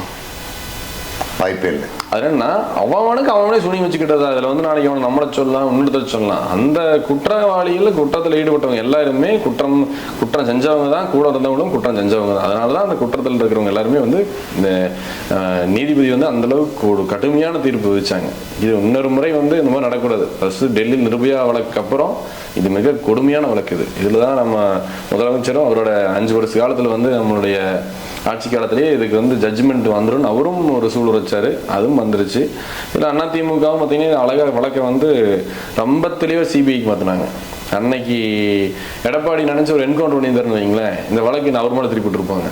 இந்த வழக்கில் யாரும் 2 என்கவுண்டர் பண்ணியிருந்தா இந்த குற்றவாளிகள் வந்து ஏதோ காரணத்துக்கு தான் மறைக்கிறாங்கன்னு சொல்லி கூட அவர் மேலே திருப்பி விட்டுருப்பாங்க. ஆனால் அவரும் ஒரு திறமையான அரசியல்வாதிங்க இதில் இந்த விஷயத்தில் ப்ரூவ் பண்ணார். ஏன்னா இந்த வழக்கை வந்து எல்லாத்தோட கண்ணோட்டமே எனக்கு எப்படி இருந்துச்சுன்னா, அவன் ஏன் என்கவுண்டர் பண்ணல, அவனை ஏன் என்கவுண்டர் பண்ணல, அந்த கேள்வி எனக்கு பல இடத்துல இருந்துச்சு. ஆனா அன்னைக்கு அதை பண்ணாம தான் கட்சியில் இருக்கிறவங்க தப்பு செஞ்சாலும் சிறைக்கு போகணும்னு யாருக்கு அந்த சப்போர்ட் பண்ணாம முழு ஒத்துழைப்பு கொடுத்து அன்னைக்கு இவங்க அழகா அந்த கேஸ் வந்து இன்னைக்கு ஒன்று மிகப்பெரிய செத்து இருந்தாலும் ஒரு நாளோட போயிருக்கோம்.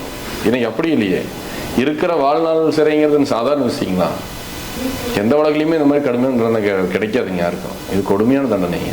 இது வந்து மிக கொடுமையான தண்டனை. எல்லாருமே சின்ன வயசு தான். ஆனாலும் இந்த தண்டனை வந்து சிபிஐ போய் இந்த குற்றத்தை வந்து விசாரிக்கிறதுக்கு வந்து 2 கட்சிகளுமே, ஆளுங்கட்சியான எதிர்கட்சியாலும் வெளியில் பேசிக்கிறது 1000 பேசிக்கிட்டாலும் ஒத்துழைப்போட நடந்தங்காடி தான் இந்த அளவுக்கு நம்ம கேஸில் வெற்றி பெற முடிஞ்சிச்சு.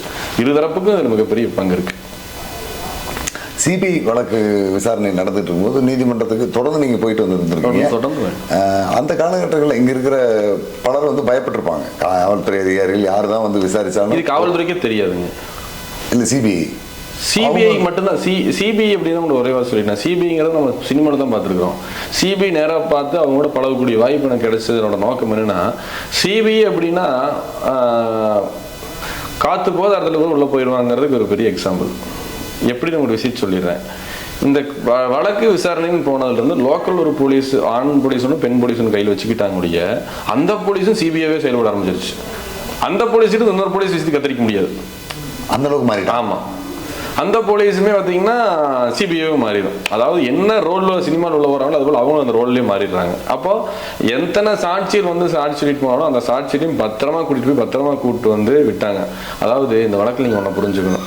இந்த வழக்கு ஆரம்ப காலத்தில் 6 வருஷத்துக்கு முதல்ல எல்லாமே ஒரு கல்யாணம் ஆகிருக்கும், கல்யாணம் ஆகாச்சு, அதுக்கப்புறம் குழந்தை பிறந்திருக்கும், குடும்பம் ஆகிருக்கும், கணவன் வந்திருப்பான், மாமனார் மாமியார் இருப்பாங்க. இதையெல்லாம் தக்காட்டி சிபிஐ கொண்டு வந்திருக்குன்னா எப்படி கொண்டு வந்திருப்பாங்க யோசிச்சு பாருங்க. இந்த ஏதாவது ஒரு சொல்லுவாங்களே, தரந்தாழ்ந்து நடந்துக்கிட்டா தான் இந்த வழக்கை வந்து சாட்சிக்கு வந்து விசாரிக்க முடியும். தன்னோட நிலையை தாழ்த்தி கொண்டா தான் இந்த வழக்கை வந்து கொண்டு வந்து நிரூபிக்க முடியுங்க. அதுக்காக தன் நிலையை ரொம்ப மோசமா தாழ்த்திக்கிட்டாங்க. சில நேரங்களில் இவங்க அவங்க கால் உலகாத குறையும் கூட உண்டு. சிபிஐ வந்து அவங்க கால் உலகாத குறையும் கூட உண்டு. இதெல்லாம் வந்து அவங்க எங்கிட்ட சொல்ல மாட்டாங்க. அவங்களோட நிலையை பார்த்து நாங்கள் தெரிஞ்சுக்கிட்டோம். அதாவது நம்மளும் பகுத்தறிவுள்ள படிச்சிருக்கிறோம், பொது வாழ்க்கையில் இருக்கிறோம். இந்த சம்பவத்தை சிபிஐ விசாரிச்சாலும் இதுக்கு முதல்ல நம்ம சம்பவத்தை நம்ம இதை இப்படி பண்ணணும்னு ஒரு நோக்கத்தோடு செஞ்சுருக்கிறோம். அப்போ எவ்வளோ ரிஸ்க் எடுத்திருப்பாங்க, எத்தனை என்கொயரி அட்டன் பண்ணியிருப்பாங்க, எவ்வளோ பேர் ரெக்வெஸ்ட் பண்ணியிருப்பாங்க. அப்பா வீட்டில் கொடுக்கலான்னு சொன்னால் புள்ள சூசைட் பண்ணிக்கிறேன்னு சொல்லலாம், புள்ள கொடுக்கலான்னு சொன்னால் அப்பாவும் சூசைட் பண்ணிக்கிறேன்பாங்க. இது எல்லாம் வீட்டுக்கு சில தெரிஞ்சுன்னு தெரியாமல் இது எல்லாம் கொண்டு வந்ததுன்னா பெரிய வேலை. அதாவது நம்ம என்றைக்குமே வந்து நம்ம காவல்துறைக்கு ஒரு மதிப்பு கண்டிப்பாக இருக்குது. எதையுமே காவல்துறை நினச்சா முடிக்க முடியாத ஒன்றும் கிடையாது. இன்னும் என்ன, இந்த பெண்கள் விஷயத்தை விசாரிக்கிறதுக்கு இன்னைக்கு அரசாங்கங்கள்லாம் பார்த்தீங்கன்னா அதை வந்து ரொம்ப சென்சிட்டிவாக அந்த வழக்குகள், பெண் ஒரு வழக்கு கொடுத்தா அந்த வழக்கு உண்மைத்தன்மை இருக்குதுன்னு தெரிஞ்சுட்டு அதை இன்டெலிஜென்ட்டாக வந்து இன்னும் வந்து விசாரிக்கிறதுக்கு நம்மகிட்ட அமைப்பு கம்மியாக இருக்குன்னு சொல்லுவோம். பக்குவம் ஆள் இல்லை.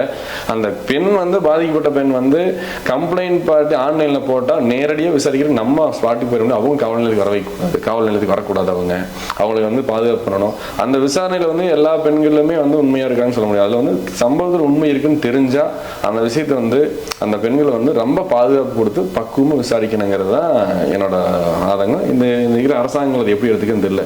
இந்தியா முழுவதுமே வேணாலும் எடுத்துக்கலாம். பெண்கள் வழக்கு கொண்டு வந்து அதை விசாரிக்கிறது நம்மகிட்ட பத்திரிகை தான் சொல்லுவேன். எல்லா இடத்துலையுமே அந்த காவல் நிலையம் எங்கே இருக்குதுங்க?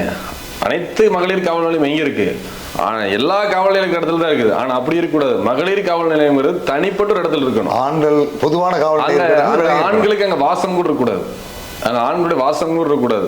பெண்கள் ஒரு அன்றாடம் ரேஷன் கடைக்கு போற மாதிரி, மளிகை கடைக்கு போற மாதிரி தனக்கு ஏற்பட்ட பிரச்சனையை ஒரு டக்குன்னு போய் சொல்லிட்டு அணுகுமுறை வந்து ஈஸியா இருக்கணும்னா மகளிர் காவல் நிலையங்கள் தனியா இருக்கணும். லஞ்ச ஒழிப்புத்துறைக்கு போர்டு எல்லாம் எல்லாமே இருக்கணும். அந்த மாதிரி இப்போ மதுவிலக்கு கூட தனியா வச்சிருக்கீங்க. மதுவிலக்கு கூட இந்த அரசாங்கம் தனியா வந்து ஒரு வச்சிருக்கு. மதுவிலக்கு அனைத்து காவல் நிலையத்துக்குள்ளேயா இருக்குது, அது தனி. லஞ்ச ஒழிப்புத்துறை தனி. அதுவோ பெண்களுக்கு இந்த அரசாங்கங்கள் இப்போ இருக்கிற அரசியல்வாதிகளை சட்டமன்றத்தில் பேசி அது வந்து நம்ம இன்னைக்கு இருந்த முதலமைச்சர் நாலேஜ் கொண்டு போய் பெண்களை விசாரிக்கிறதுக்கு ரொம்பவும் வந்து நம்ம சென்சிட்டிவாக ஒரு உருவாக்க வேண்டியது நம்மளோட கடமை. இதை வந்து அரசாங்கம் செய்யுங்கிற நம்பிக்கை நம்மளுக்கு எதிர்காலத்தில் இருக்கு. அந்த சூழல் இருந்திருந்தால் இந்த பாதிப்பு இன்னும் கொஞ்சம் முன்னையே காவல் நிலையத்துக்கு போயிருக்க வாய்ப்பு இருந்திருக்கும். கண்டிப்பாக போயிருக்கிறது கடந்து இன்னைக்குமே நிறைய மூலையில் ஒரு பெண்கள் பாதிக்கப்பட்டு தான் இருக்கிறாங்க. ஏதாவது ஒரு இடத்துல இன்னைக்குமே போக்சோ எடுத்துக்கங்க. இன்னைக்கு நம்ம காலத்துல உள்ள போக்சோ இல்லைங்க, இன்னைக்கு எவ்வளவு போக்சோ அதிகமாகுது. நாளுக்கு நாள் செய்தி வந்துட்டு அதையும் தானுங்க இது. அப்போ என்னன்னா அது காரணம் என்ன, தண்டனைகள் குறைவு. அவனை வந்து ஈஸியா போனா 100 நாள்ல வெளியே வந்துடலாம், 100 நாள்ல வெளியே வந்துடலாம். சிறை நீங்களும் பார்த்துருப்பீங்க, நானும் வந்து ஒரு அரசியல் இதே சிறையை பார்த்துருப்போம். அப்போ அங்கே எந்த வழக்குங்க அதிகமாக இருக்குது சிறையில்? போக்சோ வழக்குகள் அதிகமாக இருக்குது. இப்போ மற்ற வழக்குகளோட போக்சோ வழக்கும் திருட்டு வழக்கும் தான் சிறையில் அதிகமாக இருக்குது. நம்மள மாதிரி அரசியல் வழக்குகள், கொலை பண்ணுறவன், அடிதடி பண்ணுறவன், இவனோட வழக்குகள் அங்கே அதிகமாக இருக்காது. குற்றவாளிகள் வரவன் குறைவாக தான் இருப்பான். போக்சோ வழக்குகளும் குற்ற வழக்கு திருட்டு வழக்குகள்னா வந்துக்கிட்டே இருப்பானுங்க. அது ஒரு போவான் உள்ளவான் வெளியே வருவான், உள்ளவான் வெளியே வருவான், இதையே ரொட்டேனாக பண்ணிட்டு இருக்கான். இப்போ திருநாவுக்கரசு, சபரிராஜன் 2 பேருமே பொருளாதாரத்திலும் பலமானவங்க. அரசியல் செல்வாக்கு கூட வச்சிருக்க இளைஞர்வணி, வட்டி கூட கடன் கொடுத்து வாங்குறதுலேயும் ஒரு பெரிய டீம் இருக்கு. இவங்க சிறைக்கு போனதுக்கு பிறகு இந்த வழக்கு பின்னாலிருந்து இயக்கிட்டு இருக்கிறது அல்லது எல்லா வகையிலும் துணையா இருக்கிறது, இந்த வழக்கு ஆரம்பிக்க வச்சது நீங்க தாங்கிற தெரியும். உங்களுக்கு ஏதாவது ஒரு வகையிலான பிரச்சனைகளை கொடுக்க முயற்சி பண்ணியிருப்பாங்களே? கண்டிப்பா முயற்சி பண்ணிட்டு இருந்தாங்க. இப்போ வரைக்கும் இன்னைக்கு வரைக்கும் பண்ணுவாங்க, நாளைக்கும் பண்ணுவாங்க. இது வந்து அவங்க குற்றவாளிகள் பொறுத்த வரைக்கும் என்ன நினைக்கிறாங்கன்னா, இது பரமகுருன்னு ஒரு கேரக்டர் தான் எத்தனையும் பண்ணிட்டான்னு அவங்க வந்து ரொம்ப தீர்க்கமா இருக்கிறாங்க. அதுல அதை எதிர்காலத்தில் எது வந்தாலும் அது எதிர்கொள்றதுக்கு நானும் தயாராக தான் இருக்கேன். அந்த மாதிரி பிரச்சனை வந்திருக்குங்களா? இப்போ ஆரம்ப காலத்திலேயே திருநாவுக்கரசு இந்த டீம் அரெஸ்ட் பண்ணுறதுக்கு போது அழுதி கேஸ் ஆகி இவங்க மேலே நம்ம வழக்கு கொடுத்துமே, நம்ம அழுதி வழக்கு கொடுத்துமே. மேலே இந்த மாதிரி வந்து எங்களுக்கு வந்து ரொம்ப வந்து அச்சுறுத்தல் இருக்குதுன்னு வழக்கு நம்ம காவல் நிலையத்தில் கொடுத்து அந்த வழக்கு கூட சிபிஐ விசாரிச்சு அந்த வழக்கு வந்து சிபிஐ வந்து அழுதி கேஸை வந்து வித்ட்ரா பண்ணிக்கலாம். இந்த கேஸுக்கு வந்து கொஞ்சம் வலு குறையும் சொன்னதுனால அந்த கேஸ் நம்ம வந்து அன்னைக்கு சிபிஐ என்ன சொல்லிச்சோ அதை அனைத்தும் செஞ்சு கொடுத்துக்கிறோம். இந்த கேஸ் ஸ்ட்ராங்காக இருக்காக இந்த வழக்கை சிபிஐ என்ன சொன்னாலும் அதை நம்ம செஞ்சு கொடுத்துக்கிறோம். சிபிஐ நம்ம தட்டி எதுவுமே நம்ம செய்யல. அவங்களுடைய வழிகாட்டுதல்படி எல்லாம் அனைத்து சிபிஐ என்ன சொன்னாலும் அதன் போக்குல தான் போச்சு.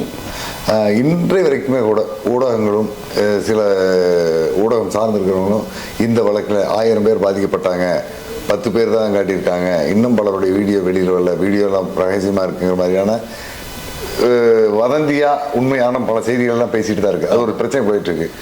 உங்களுக்கு தெரிந்த வகையில் இதனுடைய பாதிப்பு இன்னும் பல மறைக்கப்பட்டிருக்குதா இல்லை இன்னும் வெளியில் வராமல் இருக்கா அப்படிங்கிறது ஒரு தெளிவான சொல்லிட்டேன். ஏன்னா பொள்ளாச்சி ஒரு சின்ன ஊர். அதாவதுங்க இந்த ஊருக்குள்ள அவ்வளவு பேர் பாதிக்கப்பட்டிருப்பாங்களா அப்படிங்கிற ஒரு கேள்விக்குறி இருக்கு. அதை பற்றி தான் அதெல்லாம் பொய்யுங்க. அதாவது நம்ம வீடியோவில் என்ன இருந்துச்சோ அதை அவங்க காவல் நிலையத்தில் கொடுத்துட்டோம்.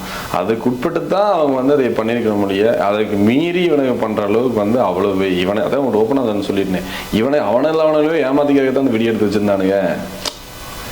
மற்றபடி இவனுங்க பெரிய ஒரு அந்த மாதிரி நோக்கத்தோட செய்யல.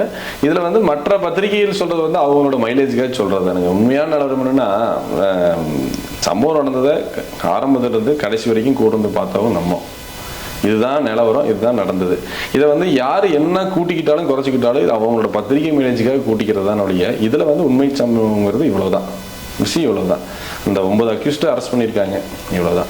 அதான் இப்போ முழு ஆதாரத்தோடு அரெஸ்ட் பண்ணியிருக்காங்க. இன்னும் ஏதேனும் ஆதாரங்கள் இருந்தால் அது வந்து அவ எவ்வளவு பெரிய ஒரு ஆளாக இருந்தாலும் சரி, அவங்க இந்த இந்தியாவில் இருந்தாலும் சரி, எவ்வளவு பெரிய சாமர்த்தியம் உள்ள ஒரு அரசியல் பின்புலம் இருந்திருந்தாலும் அவங்களையும் இந்த சிபிஐ டச் பண்ணும். அப்படியெல்லாம் சிபிஐ வந்து அவ்வளோ சீக்கிரம் வந்து விட்டுற முடியாது. இந்த விஷயத்தில் எந்த ஒரு அரசியல் தலைவர்களும் வந்து இதில் வந்து பாதுகாப்பு கோர முடியாது.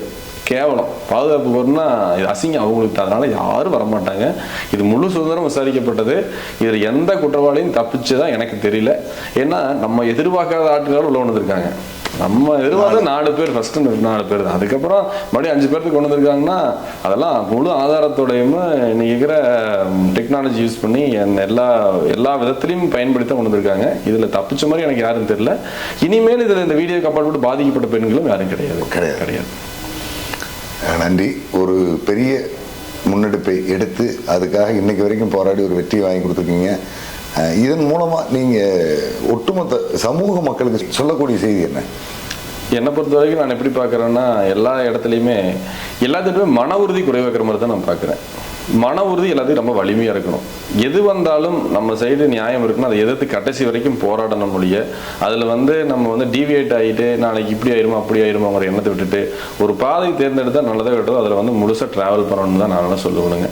ஏன்னா இதில் அப்போ தான் இந்த மாதிரி குற்றங்கள் செய்கிறவங்க நாளைக்கு என்ன பண்ணுவாங்கன்னா, நம்மளை மாதிரி ஒரு 4 பேர் இதை கடைசி வரைக்கும் கொண்டு போவாங்கன்னு ஒரு நம்பிக்கை இருந்தால் தான் அவன் அடுத்த தப்பு செய்ய மாட்டான். இல்லைன்னா போலீஸ் மட்டுமே தண்டிக்கும். சட்டம் போலீஸ் நமக்கு நண்பர்கள் தான். அவங்க நம்ம இப்போ போனால் சட்டத்தில் இன்னும் உண்மை இருந்து நமக்கு நம்ம தரப்பு நியாயம் இருந்து அவங்க எடுத்து கொடுப்பாங்க. ஆனால் நம்ம தான் அதை கொண்டு போய் அவங்கள்ட்ட சேர்த்தணும். அதனால என்ன, ஒவ்வொருத்தருக்கும் மன வலிமை வேணும். மன வலிமையோடு தான் அதை செய்ய முடியும். மன வலிமை குறைவாக இருந்தால் செய்ய முடியாது. அந்த மன வலிமை எல்லாத்துக்கும் மன வலிமை வேணும். அதே மாதிரி இப்போ இந்த சபரிராஜன் திருநாவுக்கரசர்கிட்ட சிக்கி ஏமாந்த மாதிரி அந்த வயதில் அந்த பருவ வயதில் இருக்கிற பெண்கள் இருக்காங்க, அவங்களுக்கு நீங்கள் என்ன சொல்ல வரீங்க? அதாவது காதல் பண்ணலாம். ஒருத்தன் உண்மையை நம்மளை காதல் பண்ணுறானா இல்லை அந்த செக்ஸுவலுக்காக காதல் பண்ணுறானான்னு பெண்களுக்கே தெரியறது இல்லை. அப்போ என்னன்னா, நம்மகிட்ட அணுகுமுறையிலே அந்த குழந்தையை தெரிஞ்சுக்கிறோம். நம்ம உண்மையாக நேசிக்க வேணும்னுவா நம்மளோட அவ்வளோ சீக்கிரம் நம்மள நெருங்க மாட்டான். நம்மளை நம்ம நேசிப்பான், நம்மளை அவன் ரசிப்பான், பார்ப்பான், உடனே அவன் அழகை ரசிப்பான். இந்த மாதிரி அயோக்கியம் என்ன பண்ணுவானுங்கன்னா, பழகிற 4 நாள்லேயே அந்த பிள்ளை கெடுத்துடணும்னு முடிவு பண்ணுவானுங்க. ஆனால் அந்த பெண்கள் ஒன்று தெரிஞ்சுக்கணும், கற்புங்கிறது பெண்ணுக்கு மட்டும் இல்லை, ஆணுக்கும் இருக்குது.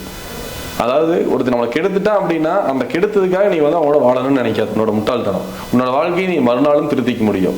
மறுநாளும் உன்னை நீ சுய பரிசோதனை பண்ணிக்க முடியும். அதனால உன்னோட வாழ்க்கை துணை சரியானது தேர்ந்தெடுக்க வரைக்கும் நீ யார்கிட்ட ஏமாறக்கூடாது. அவ்வளோதான். அதை ஏமாந்தாலும் பரவாயில்ல. இதுவரை ஏமாந்துருந்த பெண்களும் அதை ஏமாற்றமா நினைக்காம இந்த பிளாக்மெயில் பண்றவன், இந்த போனை வச்சுக்கிட்டு இந்த உங்களை எங்களோட இருந்த அதுக்கெல்லாம் எந்த பிள்ளையும் அஞ்சாதீங்க. அதெல்லாம் சாதாரண ஒரு மானுடல். இந்த உடல் அப்படி மண்ணு திங்க போறதுதான். இதுல உணர்வுகளுக்கு முக்கியத்துவம் கொடுக்காம இந்த உடம்புக்கு முக்கியத்துவம் கொடுக்குறவங்க யாரையுமே எந்த பெண்களும் வச்சு பார்க்க கூடாது. அதனால சக மனிதனா மதிக்கிறானா, உன்னை நல்ல முறையை பார்த்துக்குவானா, உன்னை நல்லா வச்சுக்க நல்லா அப்படின்னா தான் நம்ம வாழ்க்கை துணை தேர்ந்தெடுக்கணும். இல்லைன்னா அம்மா அப்பா கண்ட்ரோல் விட்டுறணும். நீங்க அந்த பிரச்சனை நடந்த காலகட்டம் 2019 அரசியல் அமைப்புல இருந்தீங்களா? இப்போ என்ன பொறுப்பில் இருந்துட்டீங்க? அன்னைக்கு அரசியல் நரேந்திர மோடி அவருடைய பெரிய ஒரு அனுதாபியாக வந்தீங்கன்னா, அன்னைக்கு பாரதிய கட்சியில் நான் ஒரு சாதாரண உறுப்பினராக இருந்தேன். இளைஞரணியில் ஒரு பொருளாளராக இருந்துட்டு இருந்தேன். இன்னைக்கு அதுக்கப்புறம் 2022 காலகட்டத்தில் நம்ம மாநிலத்தில் அண்ணாமலையன் நம்ம மாநிலத்தில் ஆனதுக்கப்புறம் அவர் மேலே இருக்கிற ஈர்ப்புனாலையும் அவர் மேலே இருக்கிற காதல்னாலையும் அவரோட பணியாற்றுறதுக்கு ஒரு 3 வருஷ காலங்கள் நகர தலைவராக பணியாற்றிருக்கிறோம். இன்னைக்கு வரைக்கும் அந்த வேலையை ரொம்ப கடினமாக மக்கள் பணி எடுத்து சிறப்போடு செஞ்சுட்டு இருக்கிறோங்க பொள்ளாச்சி நகரில். நன்றிண்ணா, வாழ்த்துக்கள். உங்களுடைய பணி தொடரட்டும்.